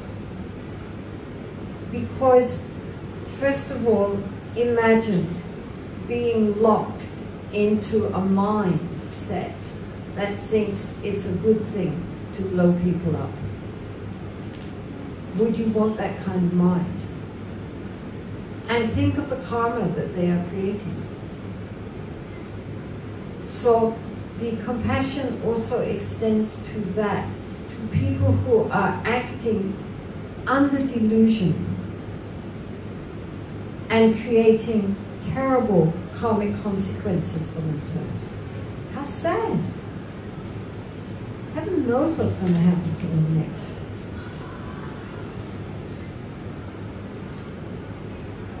So therefore, our compassion becomes more and more universal. It's not just zeroing in on the victims, but also on the perpetrators. Both sides deserve compassion. Compassion doesn't mean condonement, right? I mean, if you feel compassion for someone who does something very bad, doesn't mean you condone that action. Doesn't mean you say that action's okay.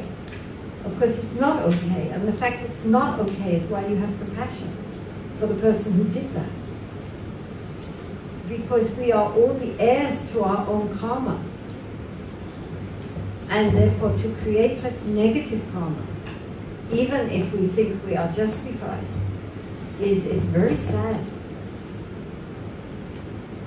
And to be even born in a society which thinks that to act in this way is right and proper, doesn't make it right and proper. I mean, if we are acting out of the roots of hatred, then whether we think hatred is justified or not, we still have to take the karmic consequences. So, therefore, our compassion covers everybody. not just people who are obviously suffering, but also those people who are the cause of those people suffering. It covers everyone.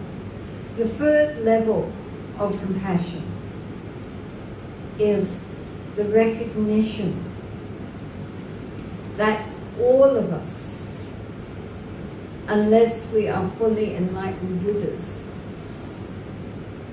are worthy of compassion. Because all of us are trapped in our delusion. Some of us try to do, cultivate good heart. Some of us try to be kind and to be generous and to be ethical and to help others. And in this way, it's very good. But still, because we believe that our actions are performed by someone called me, we are still trapped in samsara. We are still in this prison. Right? So even though we try to be very nice in that prison and help other prisoners and, maybe decorate our prison cell nicely, we're still in prison. We're not free. And next time round, turning of the wheel, who knows where we will be. And so therefore, all of us, unless totally liberated, are worthy of compassion. So that level of compassion, the more wisdom someone gains, in other words, the more clearly they see the situation and how things really are, the deeper their spontaneous universal compassion will be. Because they see, we all have the potential, we all have Buddha nature, and yet, because we don't realize that, we are caught up in our grasping and clinging at this autonomous, solid me at the center of everything, which carries along with it all the endless karmas in an unending circle until we can break free.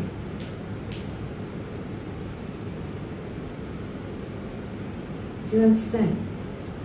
So compassion isn't just for people who are ill, or people in refugee camps, or people who are obviously suffering. It means all of us.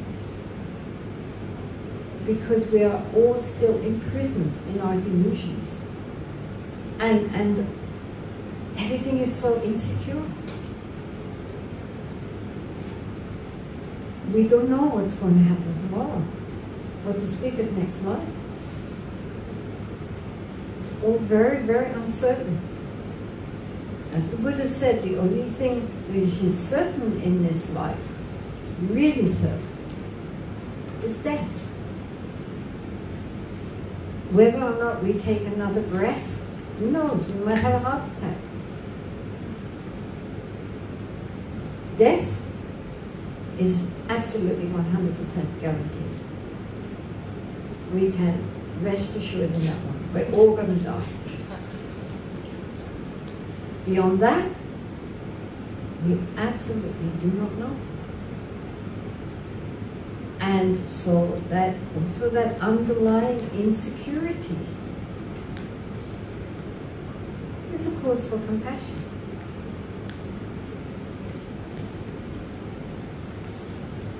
Because we all are in there together. So therefore, when we think of the enemy, the person that we have a hard time loving, the person who, for many people, if that person, they hear that that person is suffering, they feel pleased about that. That is our object of compassion. Because we recognize if we were that person, we also want to be free from suffering. And that they deserve also to be free from suffering, just as we deserve to be free from suffering. There is no difference between us, ultimately. And they all have Buddha nature. Even the most evil being in the world has Buddha nature. We should never forget that. So now, just think of somebody who either in the present you have problems with, or that in the past caused problems to yourself or to your loved ones. Anybody that you have difficulty really genuinely thinking, may they be well and happy and free from suffering. Anybody you think, oh no, but not that one. Then that's good. You have your object. So that's how we practice.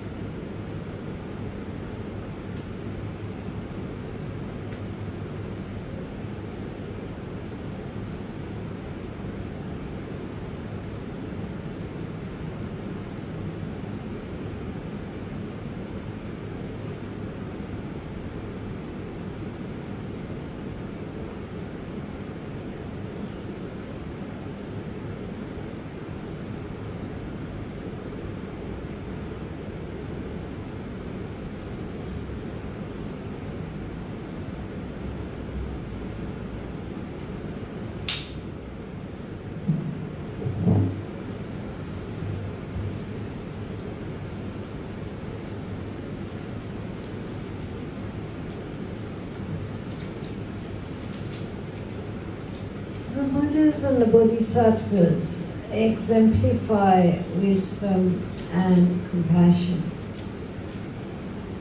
But they are not gods, they are not deities.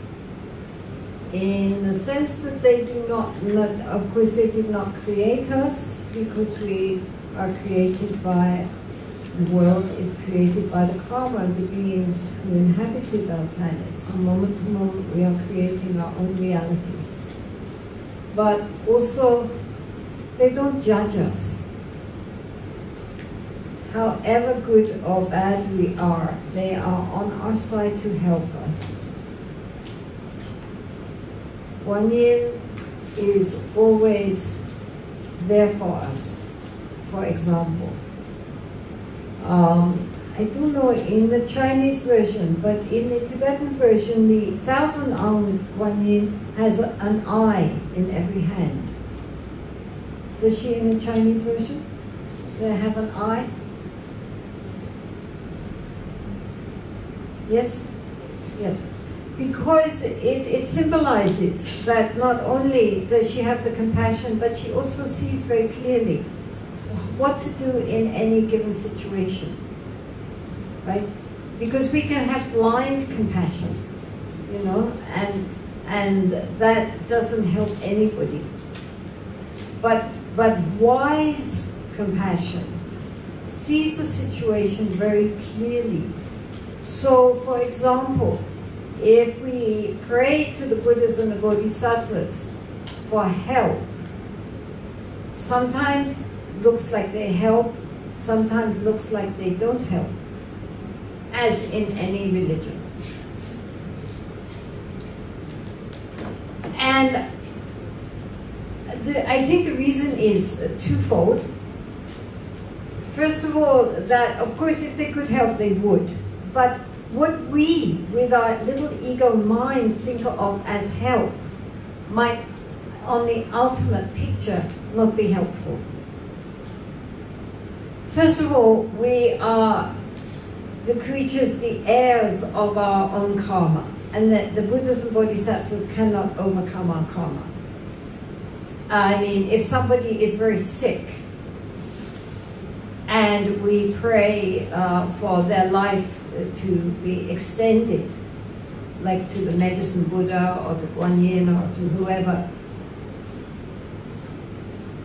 if it is suitable, and if they have the karma to keep on living longer, then that could happen.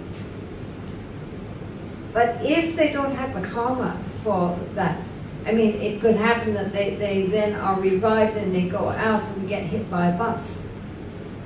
In other words, they just don't have the karma. I mean, they've got to finish that. This lifetime is finished, whatever we try to do. Plus, when things happen to us that we don't like, we always want things to go how our ego wants them to go. And so we have a very small, narrow view of what is good and what is not good. But the Buddhas and Bodhisattvas see the whole picture. And they can see, as we dealt with yesterday in these verses, that sometimes very, what appears from the point of view of our self-cherishing mind as something very negative might be exactly what we need for our spiritual evolvement. If things always go very nicely, very pleasantly, it's all very good, but we're not really maybe learning much. Sometimes the very difficulties which we are facing, however difficult that may be at that time, is exactly what we need to go on to the next level of our development, like being at school. However difficult the exams are, if they're too easy, it's not useful. And so therefore, you know, if you have a broad view and you can really see past, present, and future in this moment, then, you know, sometimes it's better not to interfere. And so then that might look like, oh, they didn't answer my prayers. But if they didn't, it was for a reason. Either you don't have the karma for it happening the way we want it to happen, or because in the ultimate reasoning of how things are going to unfold, it would be better not for that to happen, even though we want that to happen. Because the Buddhas and Bodhisattvas are motivated by their compassion, but that is conjoined with their wisdom. They see things as they really are. So we have to have faith in that. That whatever happens is a lesson for us that we need to learn. And sometimes lessons are very hard. But if they're not, then we're not learning much. If it's all very easy-peasy, then what? So therefore, we don't need to resent when things are difficult. We can ask ourselves the question, how can I deal with this situation skillfully? And what can I learn from this? So the compassion of the Buddhas and Bodhisattvas is omnipresent and totally universal and totally non-judgmental. And they're not favoring one over another. They see us all as being completely equal and like their own child. But like a child, if you do everything for the child and give in to all your child's wishes, you're going to end up with a very, very messed up, spoiled child. You know, a good mother knows when to say no. However many tears the child and tantrums the child may throw, isn't it? So just sit now and visualize sending out light, as I say, around this planet, especially to those areas which are in deep suffering right now. Visualize this light of compassion dispelling all the darkness of their fears and their grief and their anxieties. Not only the human beings. When there were the earthquakes in Nepal a while back, we have many Nepali nuns also. And of course, all our nuns who are from Himalayan regions empathize very deeply with the grief of Nepal and did many prayers, and they also collected, I was surprised how much money between them to offer to them, considering they get almost no pocket money. Where did all that money come from? But they offered it all very nicely for the relief in Nepal.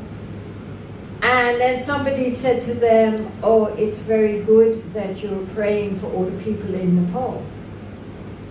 And the nun replied, we're also praying for the animals. We're praying for all sentient beings.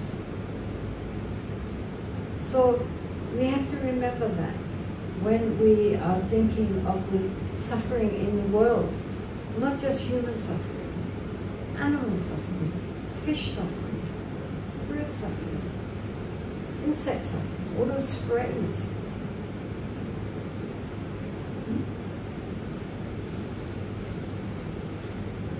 So involve the whole globe in light to assuage the pain of this planet, and then out into the galaxy.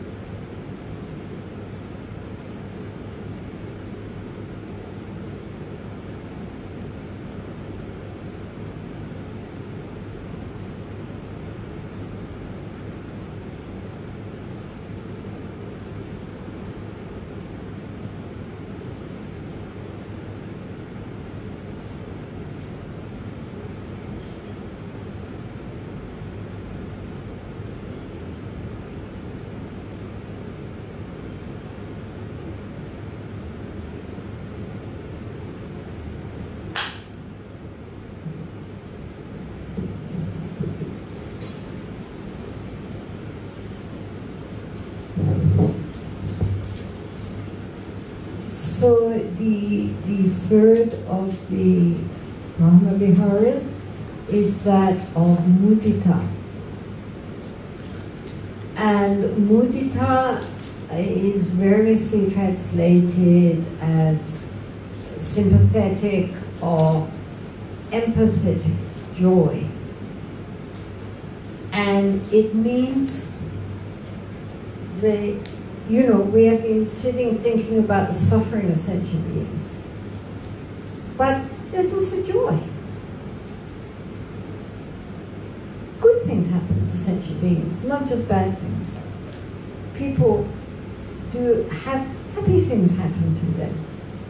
So in order to balance this feeling of despair at all the awful things happening in the world, we also need to contemplate all the good things in this world, all the beautiful things that people do, and all the happiness that comes to them.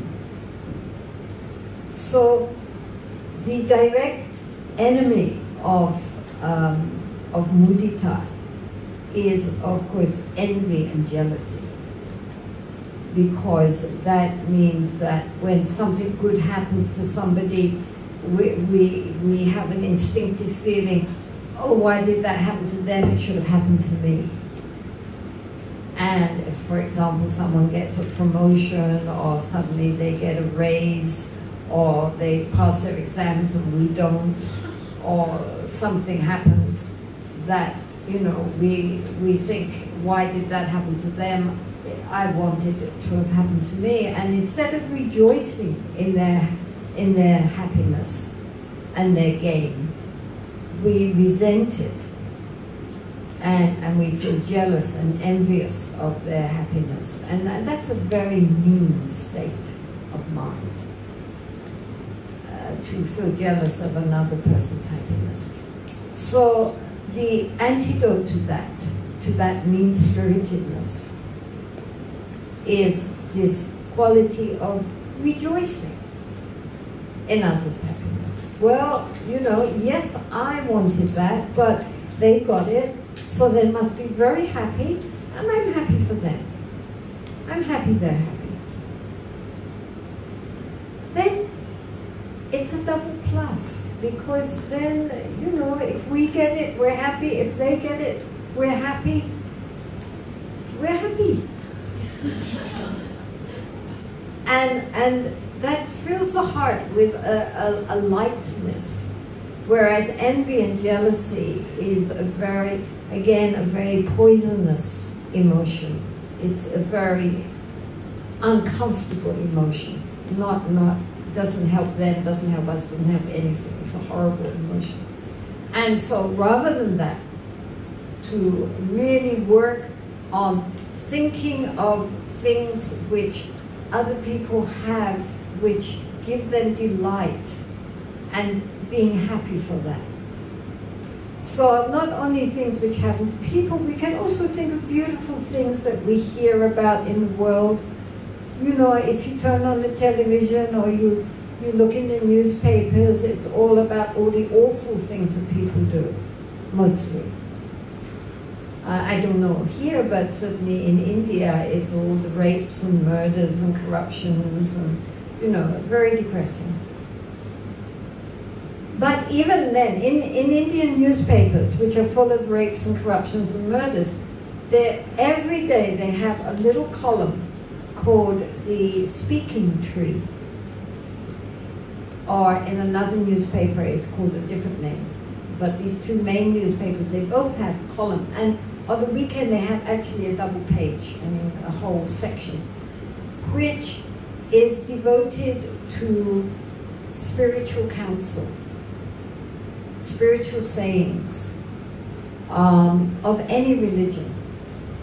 So you get Hindu, Muslim, Buddhist, Christian, Judaic, Sikh, whatever, Jain. But there's always, in the midst of all this other stuff, all this bad news, there is the voice of sanity there. The voice which is pointing to something else beyond all this corruption and murders and all this sort of stuff. It's very, I don't know, somehow to my mind it symbolizes India.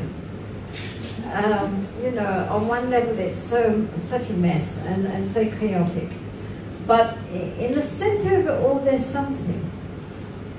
You know, there is an understanding that, I mean, many times you meet kind of like government officials, etc., etc., etc., and, you know, government officials are government officials or politicians and so forth, but then they'll undo their shirt and pull out their medallion or say Om or a picture of their guru or whatever. You know, it's always there, just under the surface. It's what makes India sort of intriguing in a way.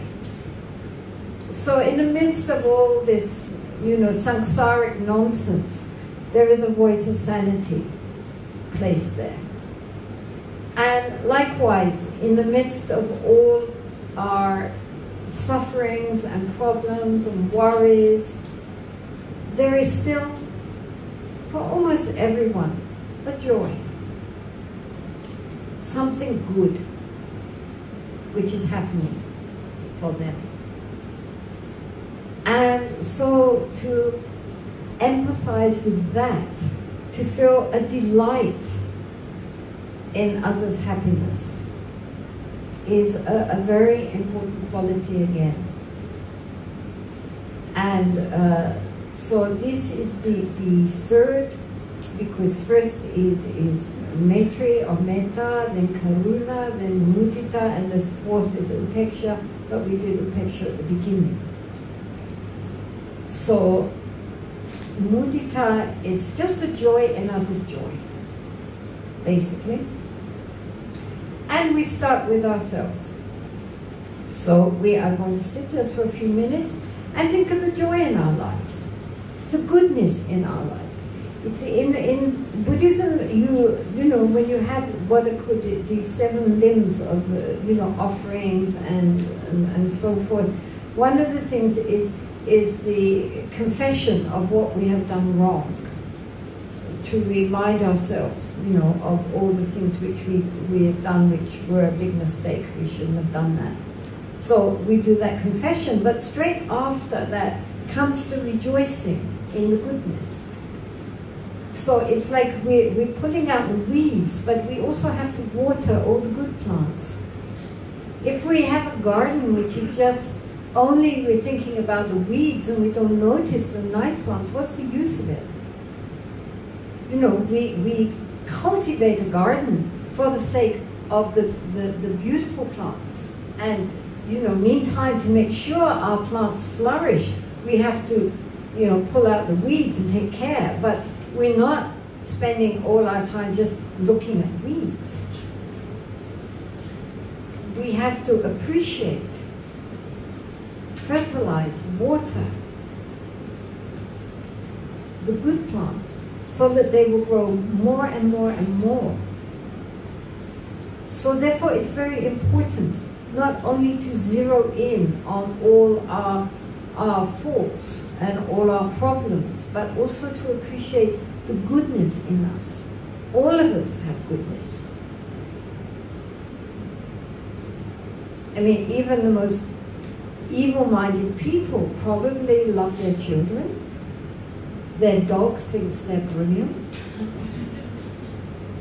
Nobody is 100% bad. Everybody has goodness in them also. And so we have to now just look at ourselves and think of all the good things in our lives. You know, not always zeroing in on the problems. But think of all the happy things. We have good friends, we have a nice family, maybe we have a job we enjoy.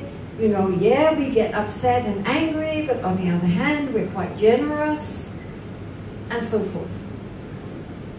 You know, just now focusing in on the light in our lives, the happiness in our lives, okay? And being happy for that.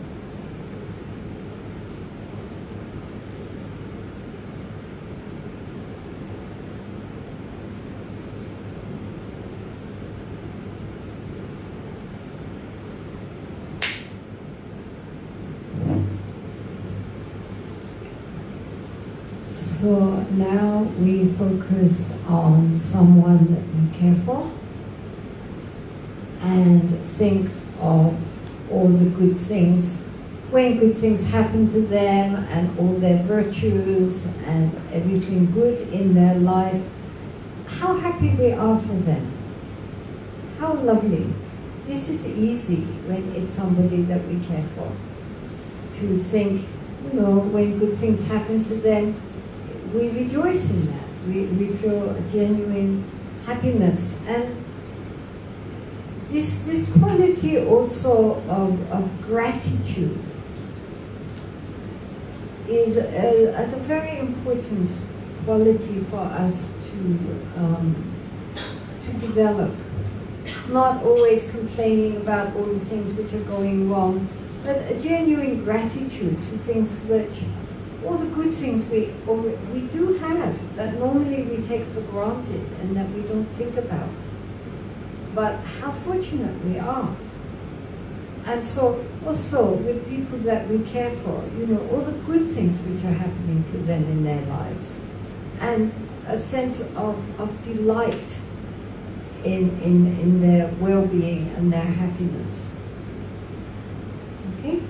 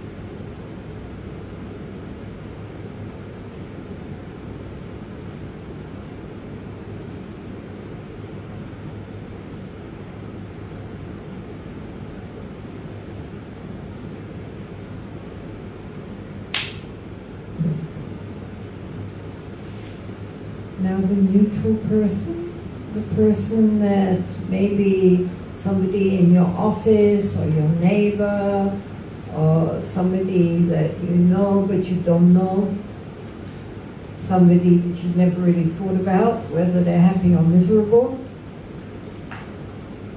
So now just think, you know, that person, they have some joys in their lives, some nice things happen to them, and, you know, just feel happy for them that this, you know, that they do have good things happening in their life.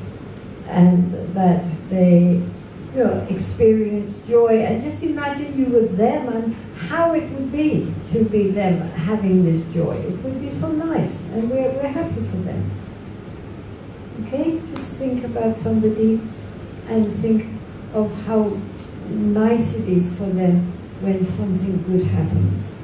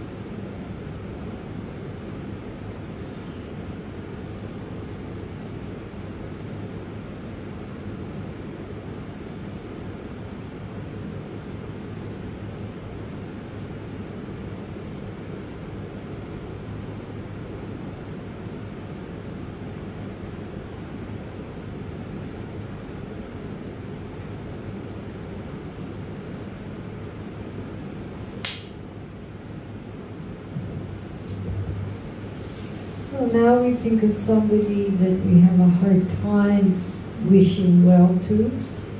Somebody who, if something good happens to them, we would automatically wish that it hadn't happened. So this person who causes us problems, if we don't happen to have any personal enemies, then we can think of somebody who is causing a lot of trouble in the world to others. There are plenty of those to think about. And so these kind of people who have such an influence and such a detrimental influence on the life of others, and through them are causing so much pain. And so if one doesn't have anybody that one particularly feels that much enmity towards, who doesn't really consider an enemy, then one can think of somebody who is, you know, in this world causing a lot of problems for people, and use them as one's object of love, of compassion, of empathetic joy. So now think of whoever it is who is difficult for us to feel, you know, kindly towards, and imagine that person now is you know, achieving something they've always wanted to achieve. They're happy about something good is happening to them, all the good things. And instead of begrudging that and wishing that hadn't happened to them because they don't deserve it, thinking, well, they're happy, then that's lovely, you know, I'm happy they're happy. And really looking in our heart to weed out the poison roots of our wishing any sentient being be deprived of happiness, right? There is, throughout the world, there is no being who doesn't deserve happiness and to be freed from suffering. So therefore we can sit now and think of somebody and then imagine something all good that's happening to them and be happy for them that that's happening.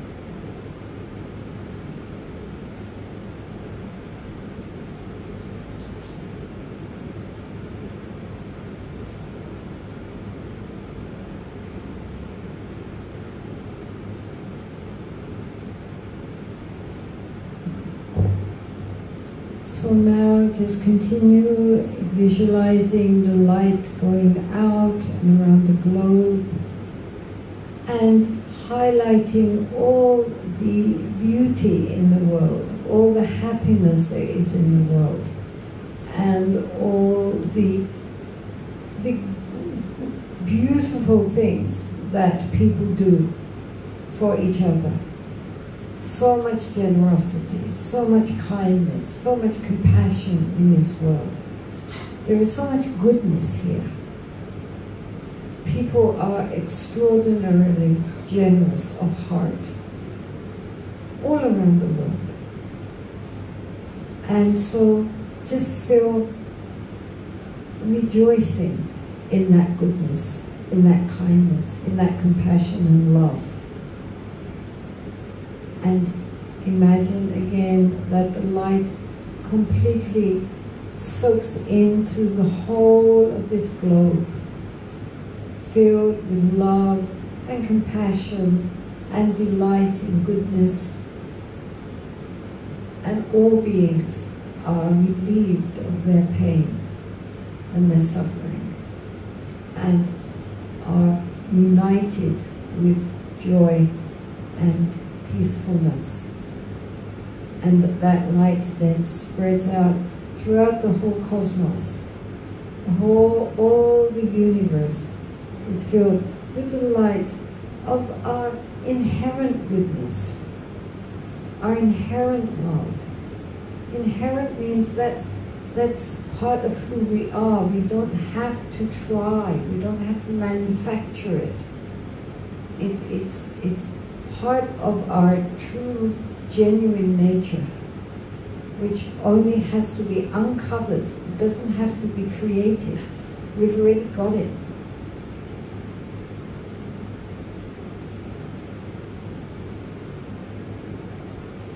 So just think of this light illuminating the whole universe. The light of our inherent wisdom, compassion, and love.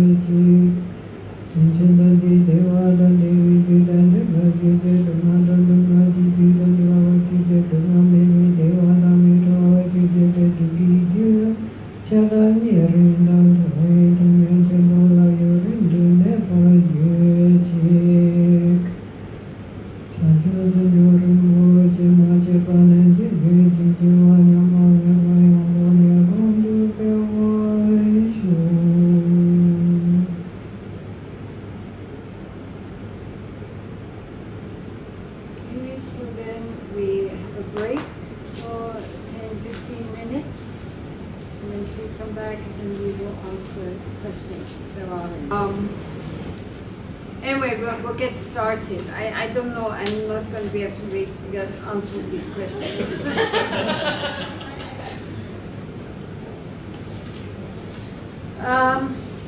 But we'll get started anyway and see how many we get through.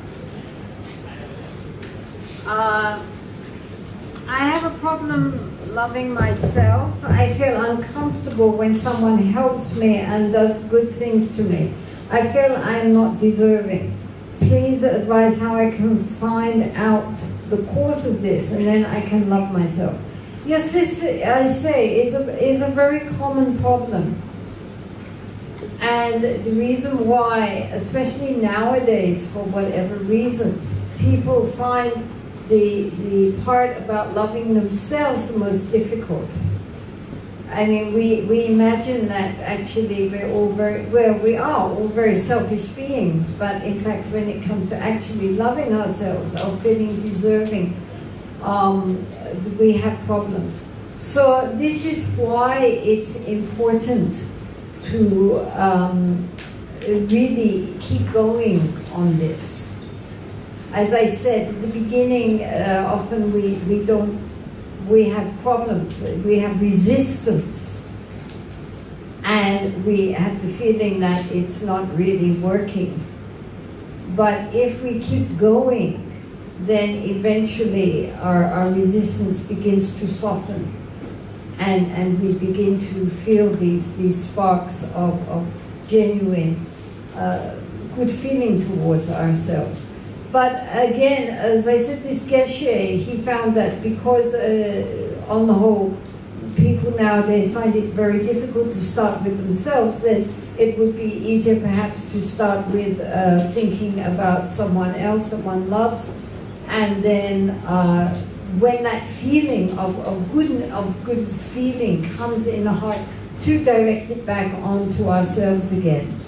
So that after all, we are supposed to love all sentient beings, and we are a sentient being. What is more, we are the sentient beings that we are most responsible for. So it is ridiculous that we cannot give at least some thoughts of kindness towards ourselves first. This feeling of being unworthy obviously is something which comes from some kind of childhood upbringing, that perhaps we were told that we were not important. I don't know whether this person is Asian or not, but often in Asian society, also girls are given the impression that they are, not so worthy of attention and love as the male members of their society, so that they grow up with this feeling of low self-esteem, and that they don't deserve anybody to be good to them because they made an unfortunate rebirth in a female form. So if that is also part of the problem, then of course that is absolutely ridiculous, and we should recognize that. And the fact that we are not worthy of love is also ridiculous. We shouldn't always believe what we tell ourselves. And so, therefore, it's important.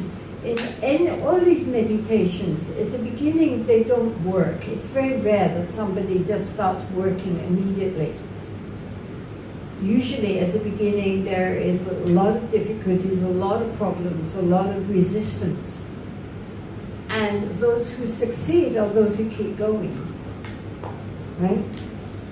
Ignoring all the inner resistance, we just repeat it every day. 5 minutes sitting there, sending love and good feelings to ourselves, and then sending it out. If we can't deal with, we have no time for, people we love, neutral people, people we don't love, then we just imagine sending it out throughout all the world, and especially where it's most needed. But we have to start with ourselves and not listen to the nonsense that we tell ourselves about our unworthiness, because that is, not only is it not true, but it undermines our whole spiritual path. So what's the point?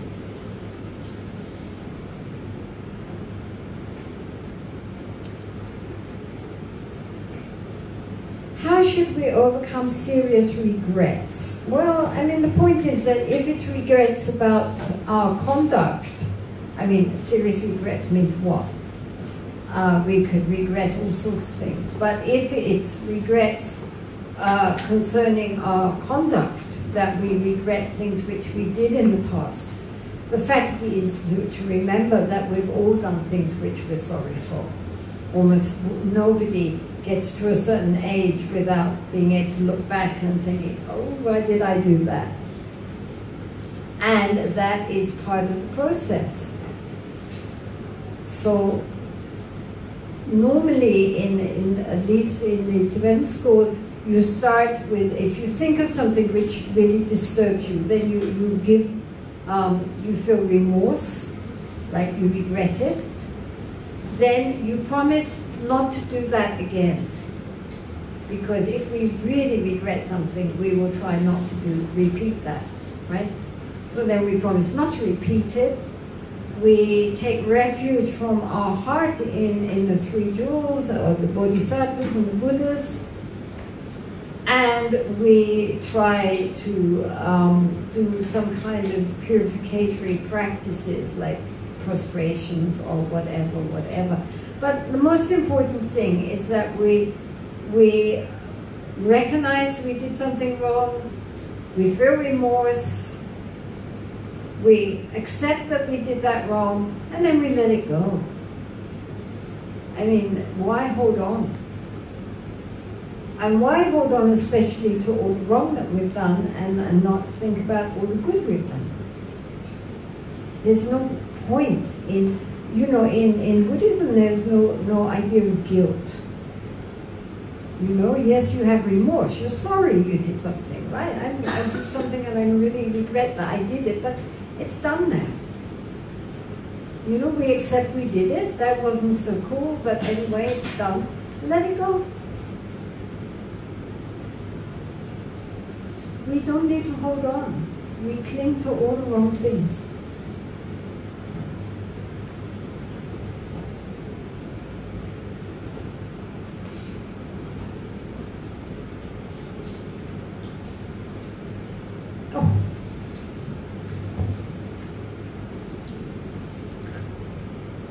I have to look for things with big writing because my eyesight is not so good.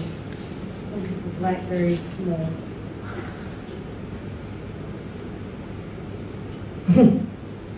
If somebody wants to be our partners but we don't, what shall we do? We shall say no thank you.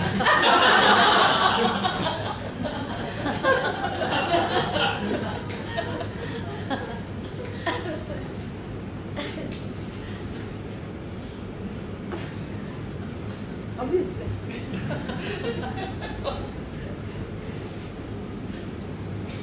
I mean, we can say it's very kind of you, but no.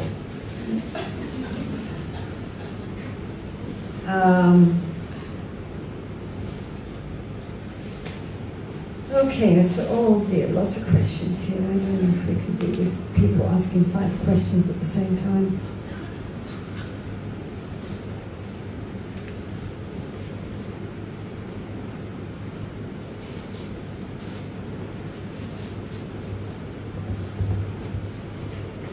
How do we express our loving kindness to make a difference in the world when it is seen as superfluous in a world of economic rationalization? For example, all refugees deserve a place to live and be allowed sorry, my eyesight's terrible. Against the argument of who pays for this and where do we physically accommodate them, is there any advice on how not to get disheartened? Well, you know, I think first and foremost, we have to recognize this is samsara. This is the realm of birth and death, and birth and death, and birth and death. And the Buddha said right from the start that rebirth in samsara is very unsatisfactory. It's dukkha. And we should never think that no matter how technologically or economically advanced we become, dukkha is going to ever really abate. There's always going to be something.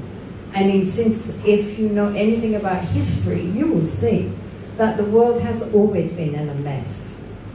There have always been wars. There have always been refugees. There have always been the transportation of whole huge groups of population from one place to another. There have always been famines and floods.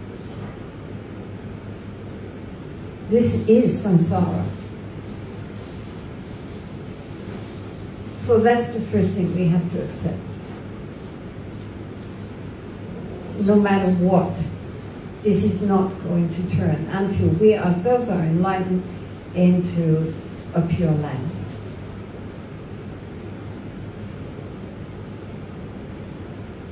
So, all the more reason for developing these positive emotions in a world where such positive emotions, you know, actually they are appreciated. I don't think it's true that, oh, thank you, sweetheart. That was quick. Well done. I don't think it's true that that people don't appreciate kindness. Provided, I mean, being kind, having compassion, isn't a weakness. It's a strength. Being self-centered and aggressive is a weakness. And so the people we really admire in this world, if we think about it, are all people who demonstrate loving kindness and compassion and goodness in the face of great obstacles. I mean, the people, no matter what, that we admire as heroes of the spirit are always people who exemplified goodness in the face of evil. And that is so today also. Within us, there is something which recognizes goodness. And we should not mistake goodness for weakness. Just as we should not mistake patience and forbearance as weakness. That's a strength. The idea of that every time something upsets us that we get angry, or that we only think about our own benefit and never think about the benefit of others, that is weakness. That's a very severe weakness of the spirit. And even if it, at the moment, appears to pay off, in the future, it will have its own repercussions karmically. So I wouldn't worry what other people think. Be kind, be honest, be generous. It has its own reward.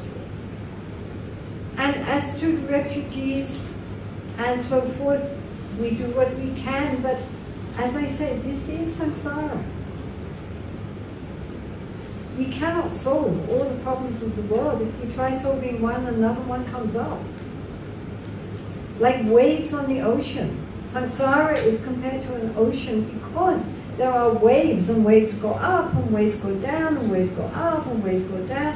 And if the problem isn't in one place, it will be in another place. Nobody can solve all these problems. We do what we can do within an area which we feel we can be of help. We do what we can do, but don't think you're going to solve the world's problems. Even Guan Yin can't do that. If she could, she would. But she looks at us all and goes, not just yet.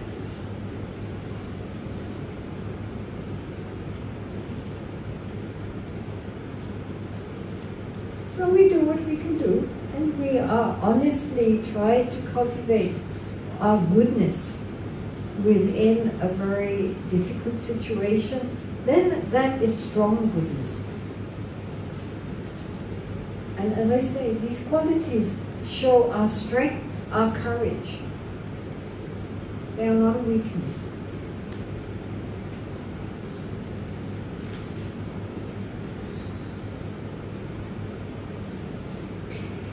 So, loving kindness in the neutral, right? Can it be towards a homeless person? I have seen only once. Of course. Put yourself in the place of that homeless person. Give them love. Think of all their problems.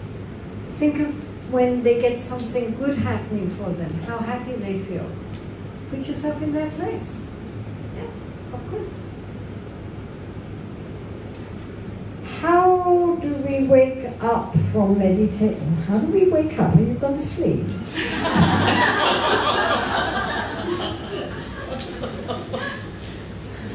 How do we wake up from meditation? I thought meditation was waking up. That's meditation, really. This sounds like our nuns' meditation, our little nuns in early morning meditation.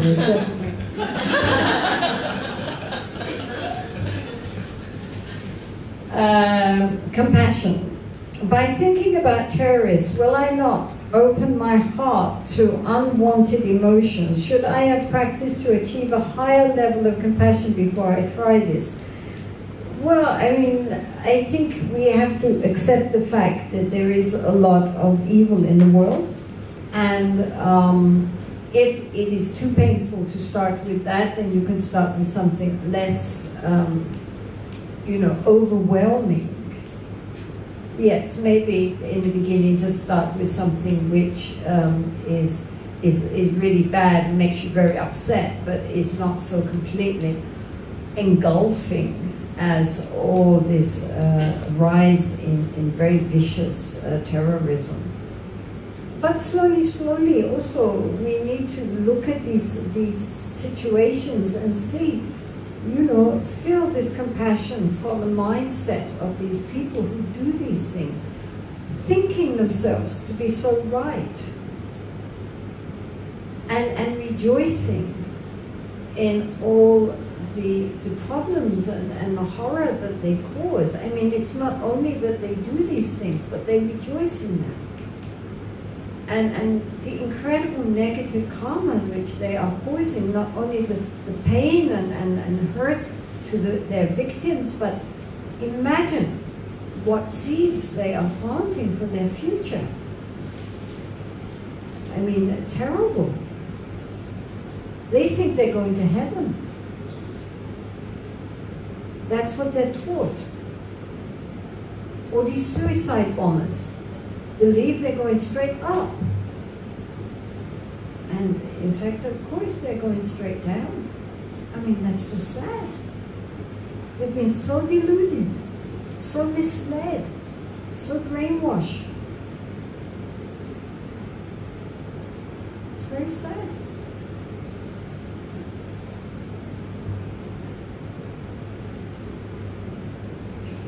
If we try to send compassion to a very hideous person, could we request the strength of compassion of our teacher to help us? Yes, you can imagine yourself.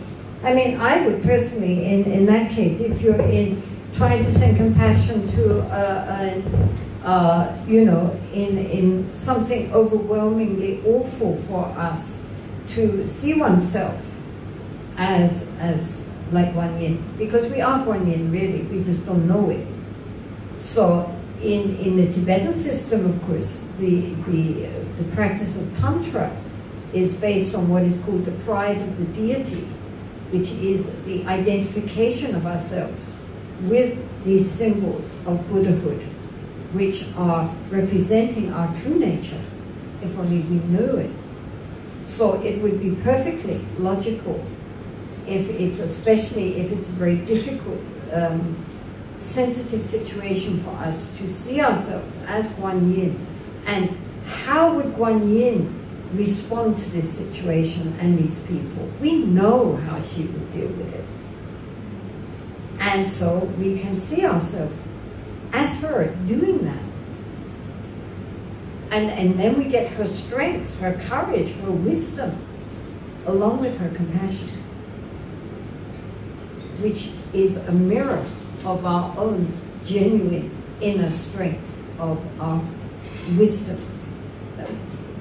Buddhahood is wisdom and compassion and power.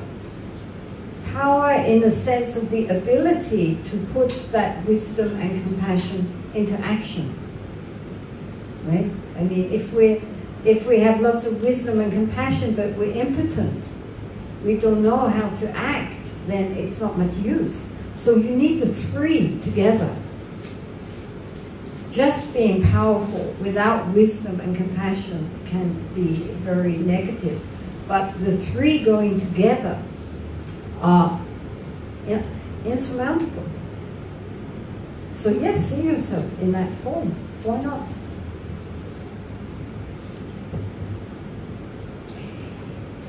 It feels that the immeasurables are more meaningful for those living in worldly life as opposed to a monastic hermitage life. Why seek to be anywhere but here then? How can we know that there is anywhere but here? There isn't anywhere but here. That there are past or future lives or outside of samsara. Whether there are past or future lives, the point is that what are we doing with this life? Right now, here. Yes. If we use this life and this time meaningfully, then our future lives, if there are any, will be taken care of. And if there aren't, at least we did something with this life.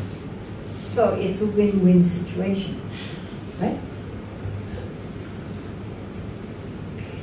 And, you know, monastics and hermitage life also, you know, we are never alone, even if we think we are alone. And wherever we go, whether in the midst of society or on the peak of a mountain, we take our mind with us. And the real problem in our life is how we deal with our mind and our heart. So whether we are in a monastery or whether we're in the world, we still have the same challenges.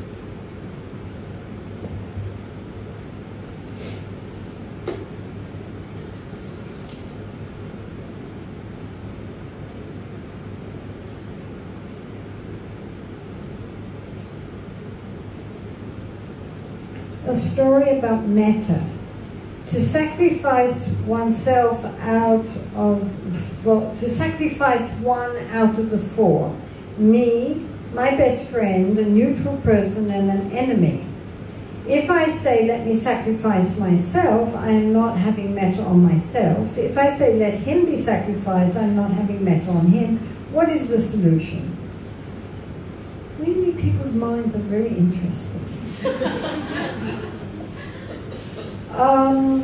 Well, I mean, this is purely hypothetical.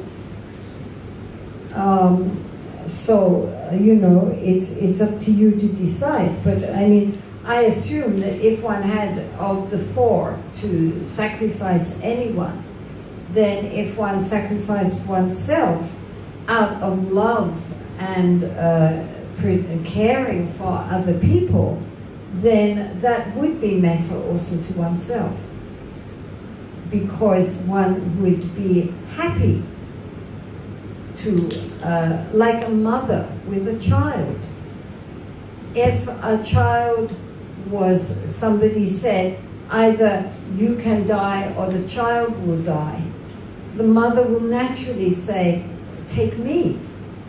And the fact that the child will not be harmed, she would be happy to go on behalf of that child. So she would not even see it as a sacrifice. It would not be a lack of metta towards herself, because she would rejoice to be able to give herself if the child would be unharmed. So just, I mean, dying or not dying, sacrificing yourself or not sacrificing yourself, depends whether to you that seems like a bad thing or a good thing. Do you understand? I mean, like, as I say, as a mother with her child, she would gladly do anything for the sake of that child, and she would not regard it as a sacrifice.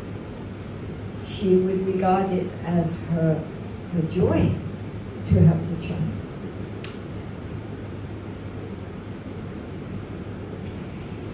In doing voluntary work, no one wants to clean the toilet. If I say, let me clean the toilet, is this a virtue or too much self? To be fair, what about drawing lots?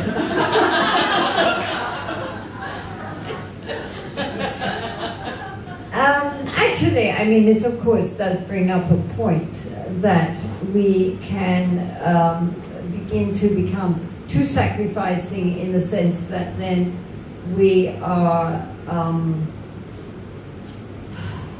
it depends on our attitude. That, for example, some people are taking care of their parents, and for some people they resent having to take care of their parents, and then it becomes a drudge. Other people, regarding their gratitude to their parents and their love for their parents, then whatever they do for them is no problem at all. I mean, they can clean them and take them to the bathroom, and do everything for them. And the motivation is love. The motivation is not, look at me, I'm sacrificing myself. So it all depends on our attitude. You know, even cleaning toilets is no problem if we recognize that clean toilets is no problem. So why are we sacrificing ourselves? That's a very touchy word. If we're really acting out of genuine love and compassion, it won't seem like sacrifice. It will seem like a joy. Whatever I can do for helping other beings, that's absolutely gives me happiness.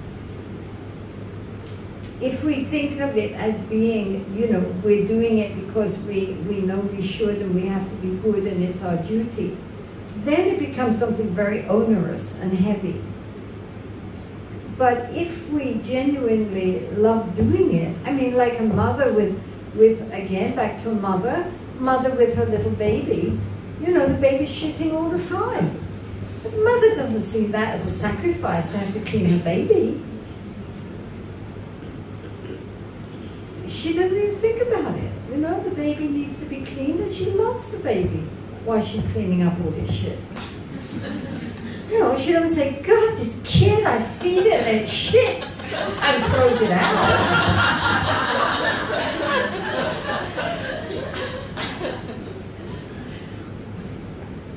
Isn't it? We can do the most, you know, outwardly seeming, you know, very icky things. But if we do them because we love the beings or the, you know, why we're doing it, it's no problem at all.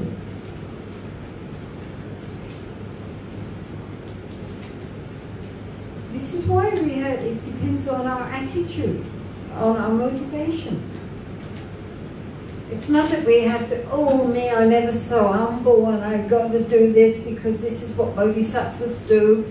You know, and then underneath all this resentment, while you're trying to make yourself do all the horrible things just because you think you should. That's not what it means.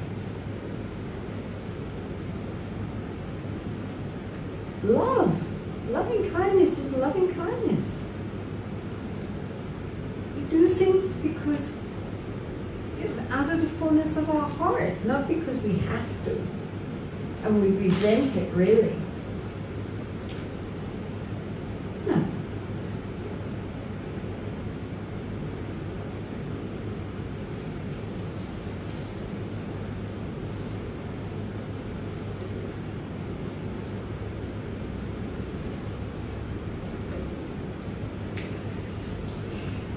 In the forest, if we do metta meditation, we may be safe from tiger's attack. Can we do metta meditation in a hotel when we travel to another country? Will it be safe from spirit attacks, ghosts? Or is it better to chant a mantra? Can you tell us if you meet any high spirits in your 12 years in the mountain? Can you tell us if you are enlightened? Well, I can start with that one, no. Definitely not. I didn't meet any high spirits. I only met very ordinary local spirits. Who were very friendly, but very, very unhigh. Nothing to get excited about. Well, you know, of course, if you do metta meditation, to tell you the truth, you are likely to attract ghosts. Because spirits who are unhappy will undoubtedly want to come close to someone who is sending out love. This doesn't mean you shouldn't practice metta. This means that you should extend your compassion and love to all beings. Ghosts are not going to hurt you. They are unhappy spirits. They need our love. They need our help. So don't be afraid of spirits, even if you meet any, which is very unlikely in the hotel.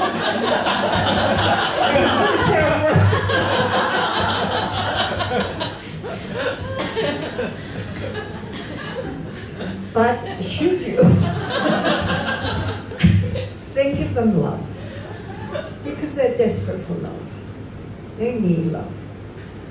Don't be afraid of spirits. Spirits are nothing. They're very harmless, really. You know, they don't. They're very unhappy. They need help. But if, because it doesn't hurt also to chant mantras, if that makes you feel safe. But really, metta is the great protection. Even if very inimical forms should attack, which is highly, highly unlikely, even then, the practice of metta, the Buddha, when he was about to get enlightened, right? Sitting under the Bodhi tree, Mara sends first his beautiful daughters, because Buddha's not interested in that at the moment. Then he sends his army, right? I mean, forget about ghosts. I mean, he sends all those really vicious things to frighten the Buddha. In other words, fear arose. What did the Buddha do?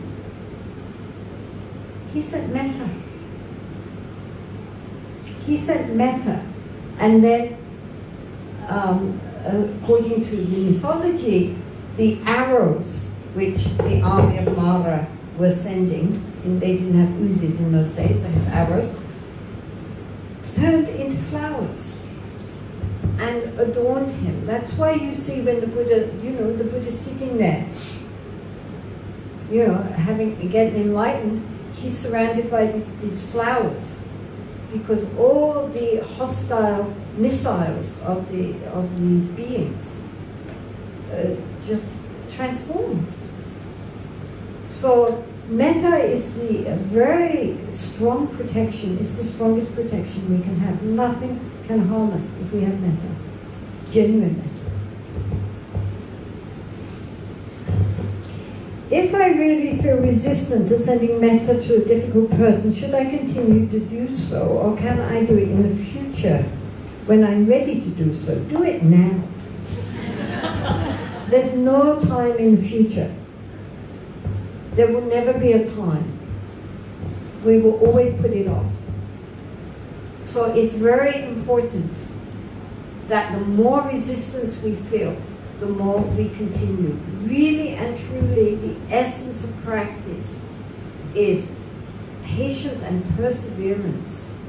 Patience that in the beginning it's not working, it's difficult, nothing's happening. And perseverance, that despite the fact that it doesn't seem like anything's happening, there's lots of resistance and lots of problems, we keep going. So don't put things off to the future, because the future, as they say, never comes. We always can procrastinate. We can always find excuses for not doing things. So the only thing to do is to make the determination to do it and just keep doing it. Even if for 1-2 minutes, it's better than not at all. If we really focus, even for 2 minutes, slowly, slowly that percolates through our consciousness. And then that difficult person, at some point, no longer seems so difficult.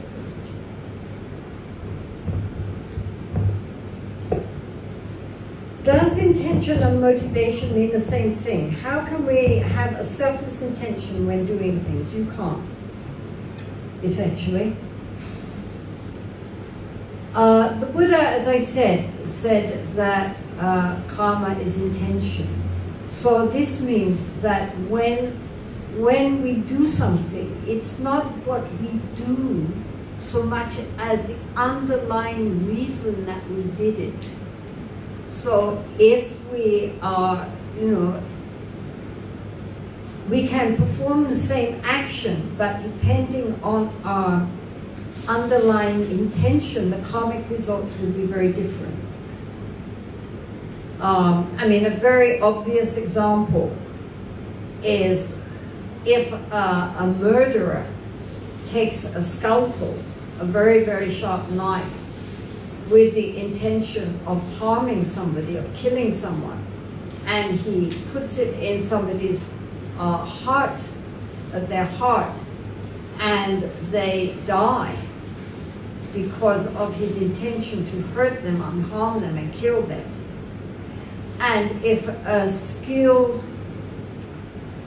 surgeon takes a scalpel and likewise plunges it into someone's heart with the intention of doing a heart operation for this person, but alas, that person nonetheless dies,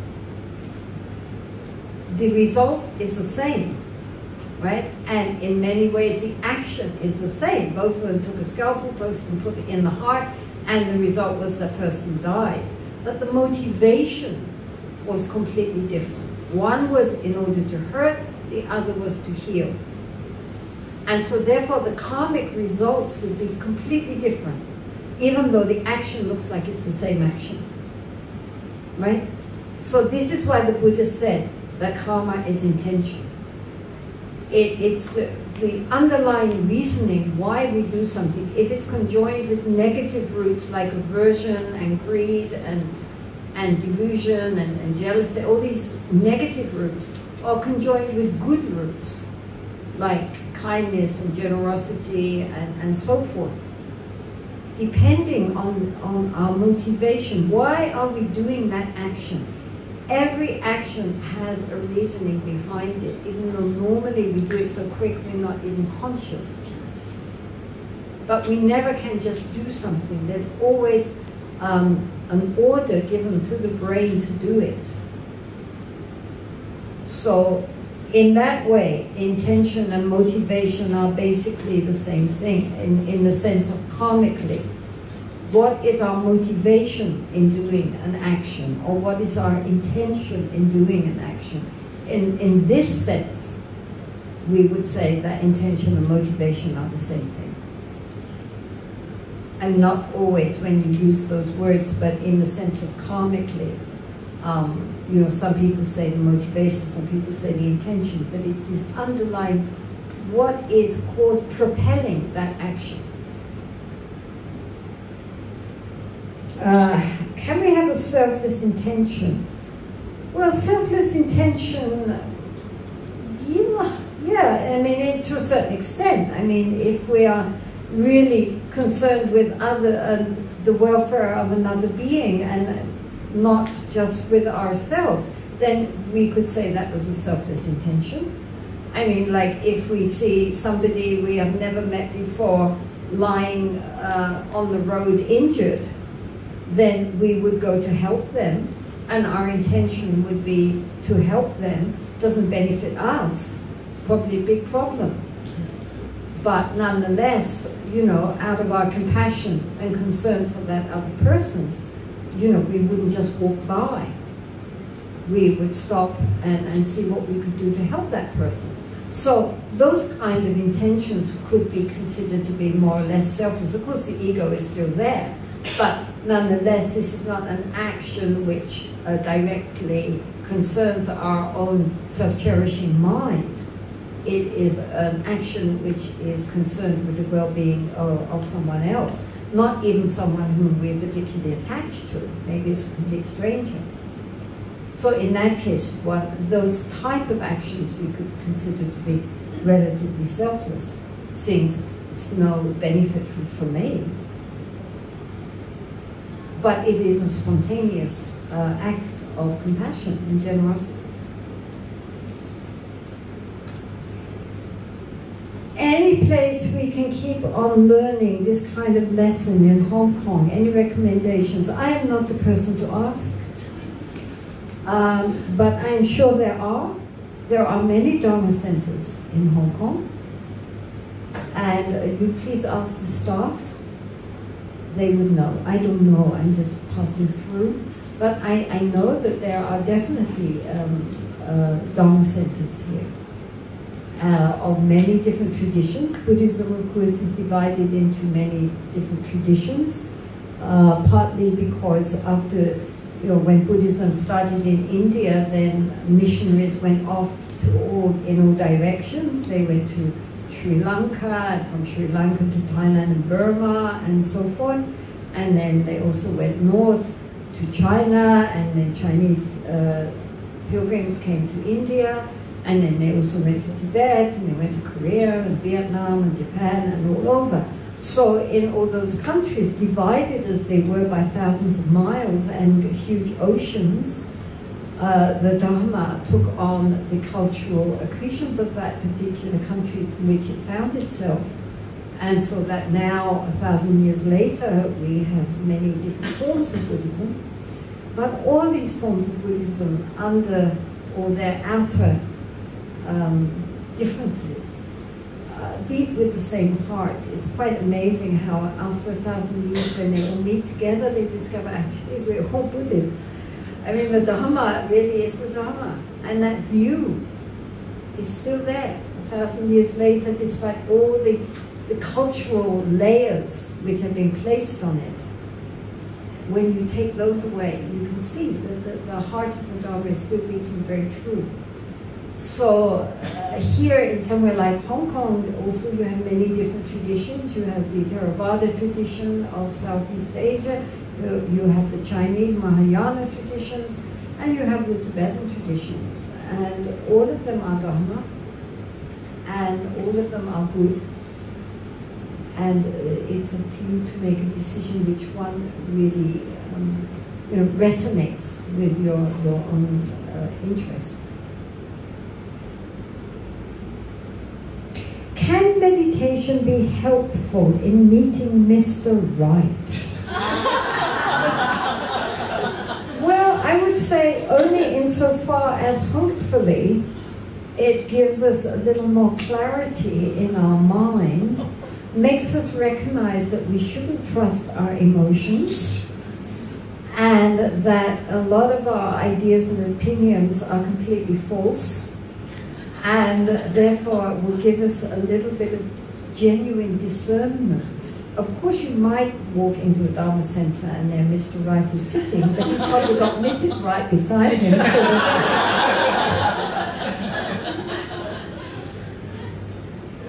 I wouldn't put too much on that one. We know we can change nobody but ourselves, but daily we see some human beings who have bad behaviors, such as spite or queue jumpers. How to deal with this situation when I meet them? Well, I mean, basically, human beings are a problem. And as yesterday we did with the 8 verses, most of that was dealing with how to deal with difficult people who jump queues or are spiteful. And you obviously missed that talk, because that's what it's dealing with, is how to deal skillfully with people who are difficult. Basically, we cannot change them. What we can do is change ourselves. Change our reaction. All right, I know somebody jumps the queue and our immediate reaction is to say, excuse me, there is a queue here. You know, I've seen myself do such a thing. But what we should be doing is to say, what the hell, who cares? You know, I mean, does it really matter?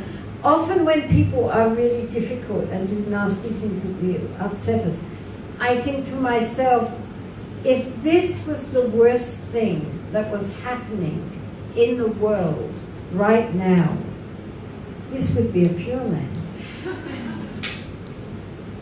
You know, somebody jumps a queue or is a bit spiteful.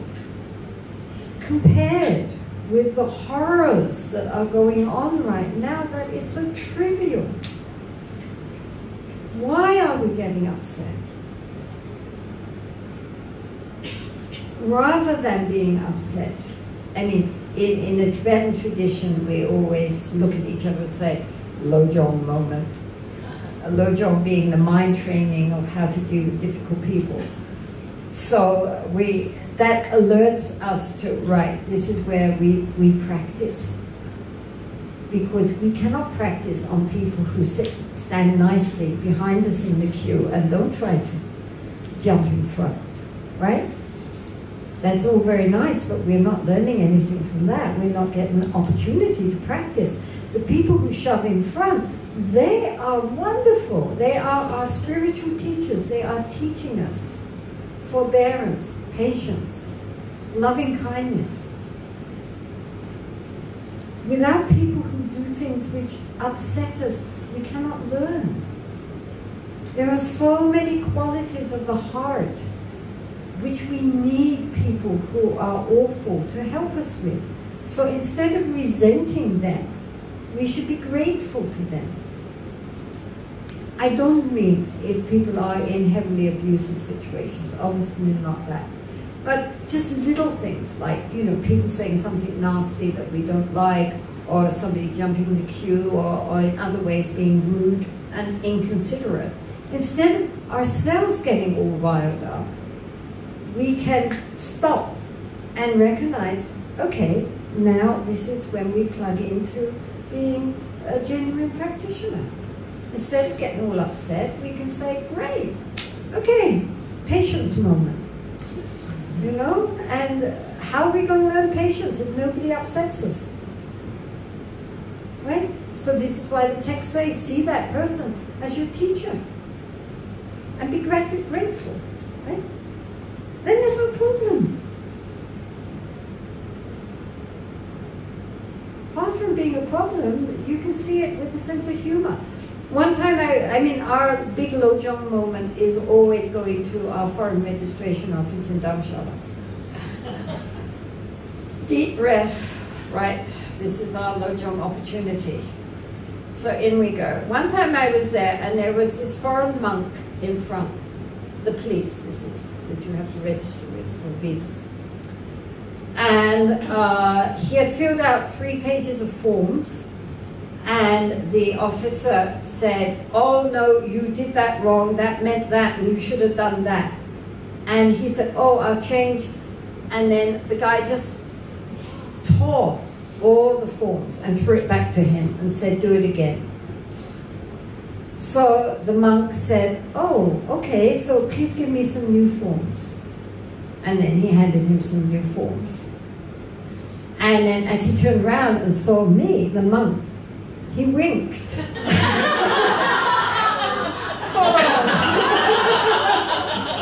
gave me the forms, said thank you very much, and bowed. He turned. Well done, well done. Yeah?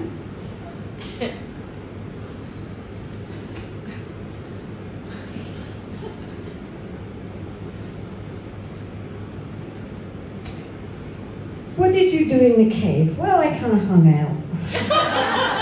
How did you make a living all on your own, like getting water and food? I grew vegetables. I grew potatoes and turnips. And I had a spring nearby for water, and in the winter I melted snow. What did you get? Well, I got potatoes and turnips.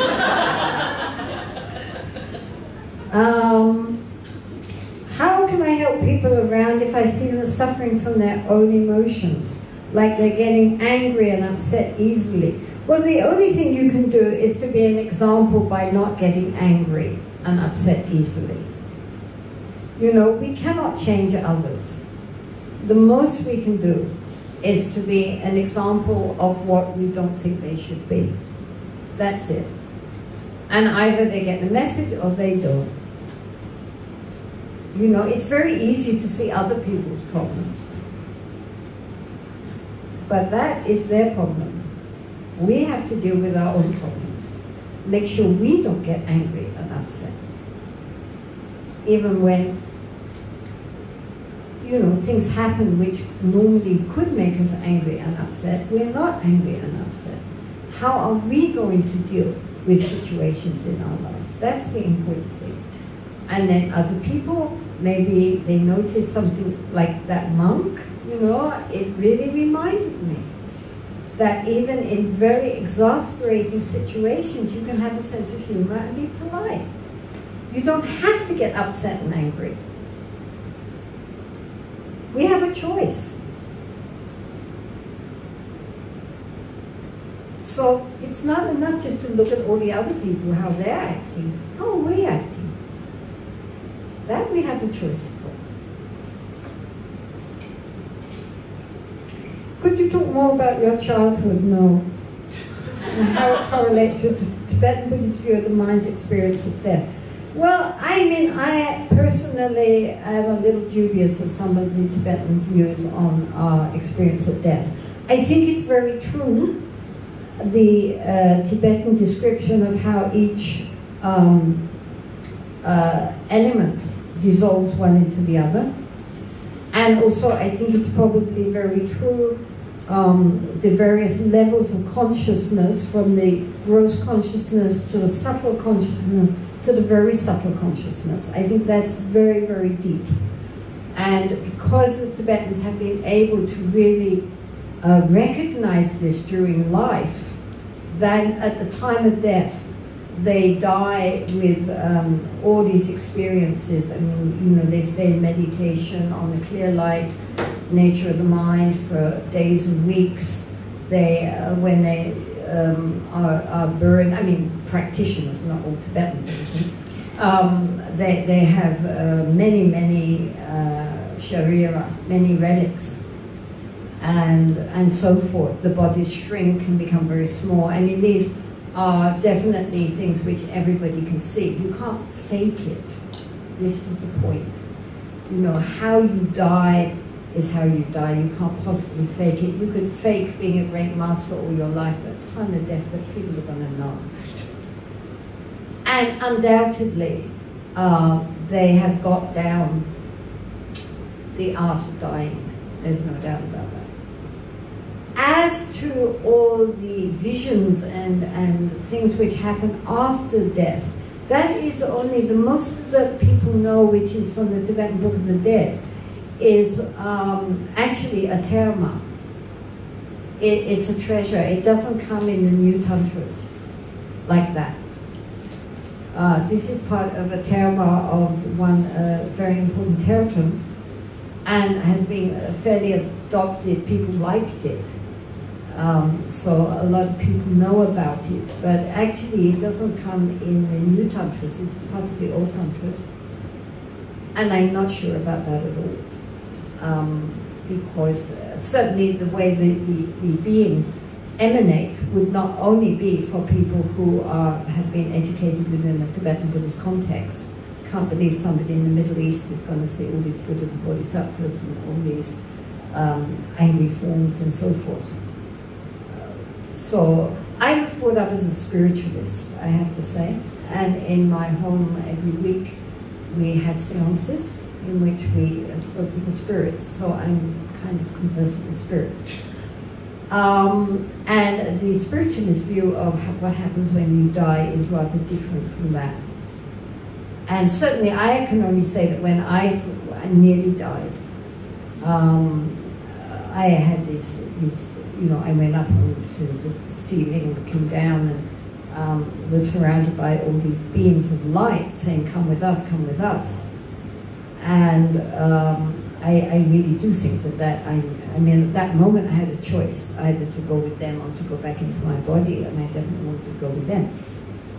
But it didn't happen.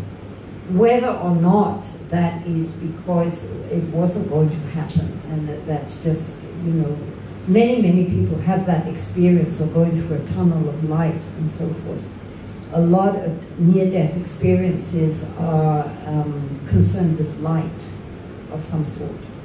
And also in the Tibetan Buddhist, it's dealing with going towards the clear light nature of the mind. So what I think is the point is that nobody really knows until we die. So isn't that exciting? When we die, we'll finally discover who's right. I think that's wonderfully exciting. Every time I thought I was about to die, I've always thought, oh, good, now we'll see what happens. You know, it's like an adventure. I mean, even in Harry Potter, Professor Dumbledore says to Harry Potter, you know, for those with a well-regulated mind, death is but the next great adventure. And I think that's true. I mean, it is an adventure. And now we're going forth, leaving everything behind. Everything which we have known is discarded. The consciousness goes forward. Then let's see what happens. It's exciting. And we're all going to experience it.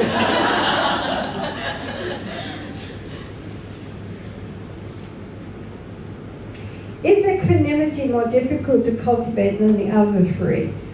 Well, it underlies the other three, because in order to really cultivate genuine loving kindness, compassion, and empathetic joy, we need to develop equanimity in the sense of even-mindedness towards everybody. That is what, I mean, we can have loving kindness towards our children and our families and so forth, but the kind of loving kindness which the Buddha was recommending was this universal loving kindness, that it isn't partial. So even-mindedness also means impartiality. And that's why we start with it first, because that's the point we have to understand. It's very easy to love people who are lovable. Anyone can do that. But to make it a genuine quality of the mind which will transform our mind, it needs to reach out to all beings, not just to those who are easy for us to have feelings towards. So in that way, it's more difficult, but it's also the foundation for all the other practices. Again, somebody said to one of our young nuns, very young nuns, when she came to us, that, oh, it's nice that you're here because now you can pray for your mommy and daddy. And this little girl, she said, here, we pray for all sentient beings. So, I mean, at the age of 6 or 7, she got that. That's pretty good. We pray for all sentient beings. We don't just pray for our group.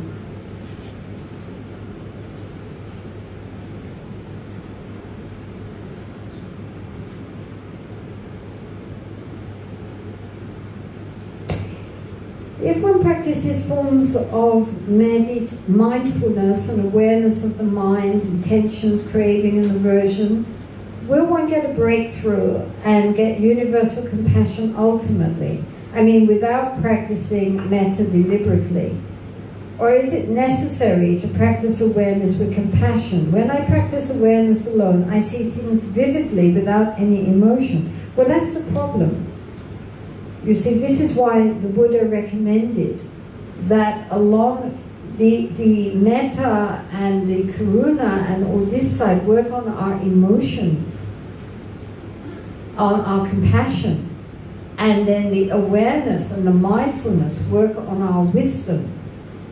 And we need both, right? Remember the bird. So metta will give us shamatha practice, but we do not get liberated by shamatha practice. We also need the vipassana, we also need the insight, and that comes through these mindfulness awareness practices. So we need both. And they sustain each other.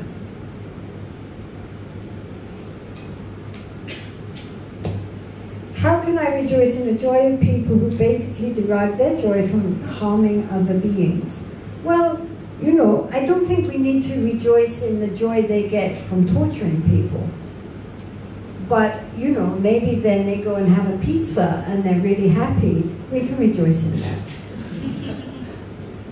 Right? We don't have to condone their sickness.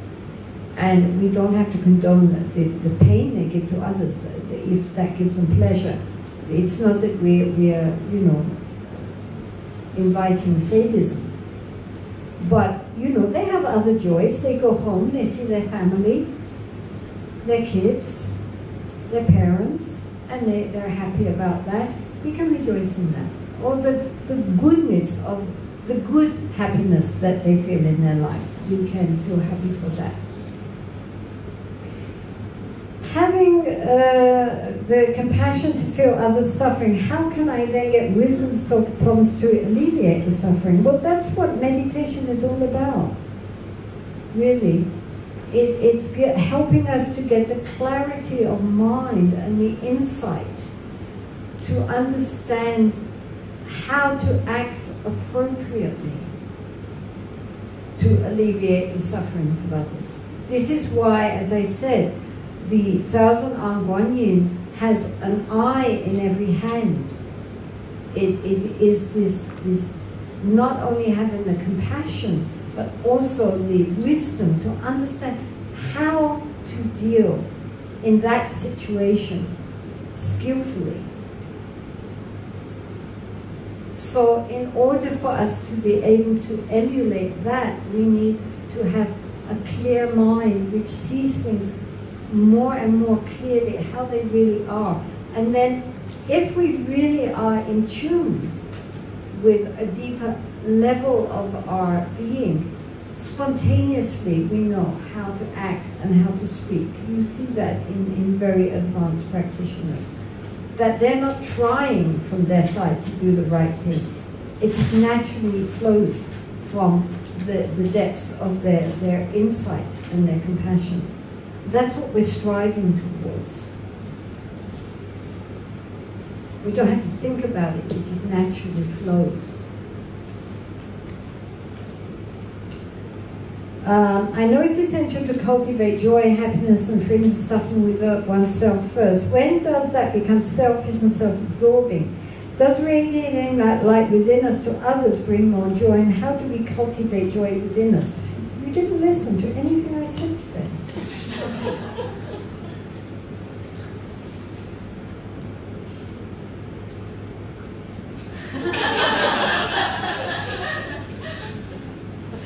Anyway, I mean, physician, heal thyself. In order to really be able to give out genuine loving kindness and compassion to others, we first have to feel it within ourselves, for ourselves. If we only spend all our time giving loving kindness and compassion to ourselves because it makes us feel good, that would be selfish.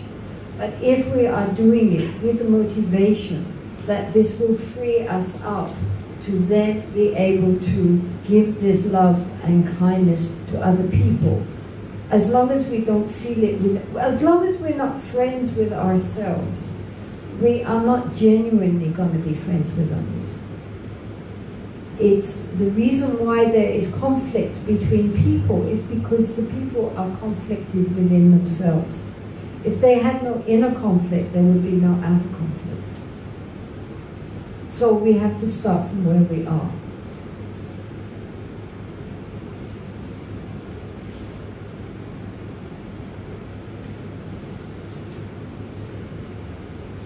Oh dear, we're getting there. Sorry, are you bored with all this? I'm sorry, it's already 5:15. You mentioned the nature of the mind as space. Could you please elaborate? Well, basically, the reason why the nature of the mind, which means our primordial pure awareness, is compared to space, is because we cannot grasp it. We cannot see it. It has no center. It has no ending. And it's all-pervading. Everything is space. Even seemingly solid things actually are space. We ourselves are space. Everything is space. But we cannot grasp at space and say, this is my space. For example, you go out, you come back in, excuse me, that's my cushion, right? It's that sense that that's my bit of the ground. That's my chair. I mean, you haven't been here, 2 hours and already you've owned your space, your bit of ground. But we cannot say. And so we have fences, we have doors which we lock. This is my room, this is my house, this is my property.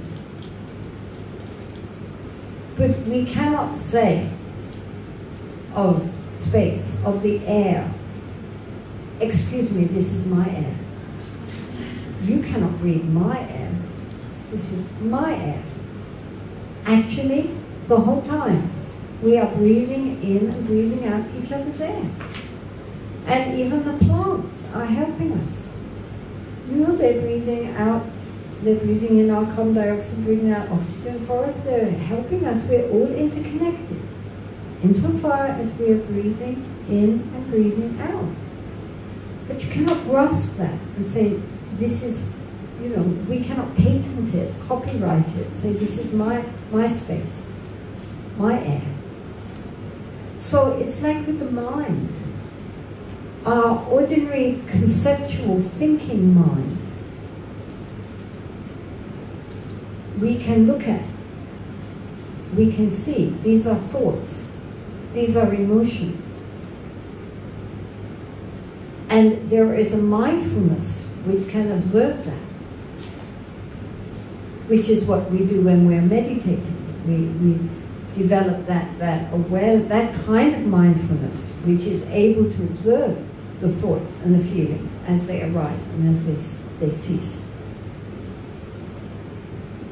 But that kind of mindfulness, which is a more subtle consciousness than the gross consciousness of our thinking and feeling, is still a dualistic consciousness, because it depends on an object. There's a moment of mindfulness and a moment of the object of mindfulness. They go together. But behind that is the pure awareness, which is like space because you can't see it. It doesn't have an object. And like space, it's all-pervading. It doesn't divide us. Actually, it's what connects us all.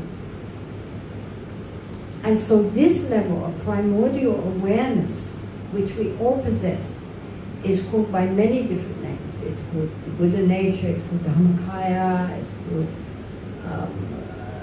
suchness, it's called many, many different words. It's called, as they say in the books, it's called non-self, it's called self. It doesn't matter, they're all just words. Atman, Al-Atman, it's all the same. It's this level of awareness without which we could not exist. And it is normally described as being both empty, because you can't grasp it, like space, like the sky. But unlike the sky, it is also luminously clear and cognizant. It knows. Normally it's covered by the clouds, like in the sky. We look at the sky, all we see are clouds. But those clouds depend on the blue sky behind. They come out of the sky, they go back into the sky. They do not contaminate the sky. However black the clouds, the sky is still the sky. However white and fluffy the clouds, the sky is still the sky. So likewise, however dark our thoughts, they do not in any way contaminate or pollute the nature of the mind. However beautiful and enlightening our thoughts, they do not enhance the nature of the mind. The nature of the mind is beyond all of that. And it's our true nature. And we can experience it. We can recognize it. But we cannot grasp it. Because at the moment of recognition, there is no one to grasp. But it's not like we end up being, I mean, I think we have to think, well, look at the Buddha. After his enlightenment, he didn't just sit gazing into space forever. He spent 45 years going around northwest India being extremely active and you know, getting everything beautifully organized and endlessly giving discourses to whoever he met in you know, in conformity with their understanding. So it doesn't mean, when we talk about space, it sounds like we're getting a bit spaced out, but it's actually waking up. And it's just a shift in the level of consciousness, so that we recognize that normally we are living in a very murky level of consciousness. Nothing wrong with thinking. It's very important to understand there's nothing wrong with our conceptual, conventional thinking mind. We need that. It's our treasure in many ways. That as human beings we can use our minds. But the problem is that we think that's all there is, and we identify with that. We identify with our thoughts, our feelings, our memories, our opinions, our ideas. We think, this is who I am. But that's only for this lifetime. That's only, you know, the character which we are building up for this lifetime. Well, yes, build up a good character, definitely. But don't identify with that, because that's not the whole story. That's like identifying with the clouds, but you've lost the sky. So always in Buddhist practice, we're trying to come back to our true nature, who we really are. Then we can carry on with our conventional role, but we don't totally believe it anymore. That makes us actually more functioning than if we get immersed in our samsaric character and totally identify with it, because then we suffer. And this is why also, you know, those who really habitually remain in that level of awareness feel so much compassion for all of us. How even if we look like outwardly we're very prosperous and happy and everything's going really well, we're as much an object of compassion as somebody who is, you know, living in a hell realm. Because hell realm or heavenly realm, we are all still deluded by our idea of our true identity. We're still trapped in that prison house of the ego, which we call samsara. Do you understand? I'll do this one quickly. Hold on.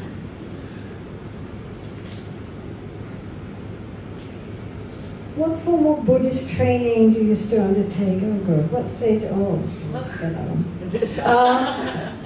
The other thing I would like to talk to you about, I'm totally unenlightened and I do practically no practice. Mostly my practice is trying to run our nunnery and dealing with emails, so don't get excited.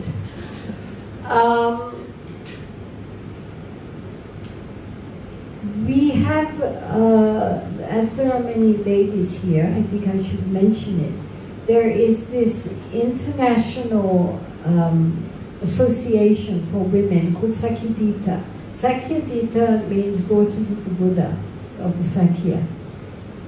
And it's an international Buddhist women's organization which meets every 2 years in a different Buddhist country. It's totally non-sectarian. People come from all traditions, Theravada, Mahayana, and Tibetan, both nuns and lay women, and men, of course. We welcome any males. I mean, it's not a heavy feminist organization at all. It's just that people come together, they can hear talks by female scholars and practitioners, there are workshops, there are meditations, there's chanting, and at the end there's always a pilgrimage to whatever places of interest in that particular Buddhist country. The reason I'm mentioning it is because the last Sakidito, which was held in June, July this year, was in Indonesia, and about more than 1,000 women attended from 42 different countries. And the next Sakidito will be in 2017, and it will be held here, in this university. So be alert. We need helpers and volunteers to make it happen, but already the head of the Buddhist Cultural Center here, the Venerable Himho, has agreed to help us, and he will be the chief organizer. And so we are already looking into, where to book and how to get it arranged. But please keep it in mind. It's a conference like no other conference, is all I can say. I have been to many conferences in the world, most of them quite deadly. This is a fun conference. And really it's an opportunity for women to discuss things of interest to women, Buddhist women. Normally Buddhist women are distinctly the minority in conferences. Here it's run by women, for women. As I say, gentlemen are very welcome, and many come. They enjoy it too. But it is definitely a feminine movement for women too. And in all the different countries, we have been to so many countries. We are now running out of countries, Buddhist countries. We've been twice to Thailand and to Cambodia and Sri Lanka and India twice, and Taiwan and Korea and Mongolia and Vietnam and so forth. And so then in Indonesia we were invited to come to Hong Kong, which we were happy to do, because we are hoping also this will be a bridge also towards all the Buddhists in mainland China, and that it will be a very exciting conference. Every conference is very different because of the influence of that country that it is brought up in, and it is not only dealing with Buddhism therefore, but also the culture of the country where we are. And so please do keep it in mind, and look it up on the website if you're interested. And in the future we do need helpers and volunteers, and so please also keep that in mind too. Okay, so other than that, thank you very much for listening to me, and I'm very grateful to you, and I hope that something, one thing at least that I said during this time can be of some help for you all. Thank you very much for attending. Thank you. So thank you so much for Jasuma for all the teachings. So before we end today, so if anybody is let me remind everybody, there are still some newsletters from Jasuma's nunnery outside.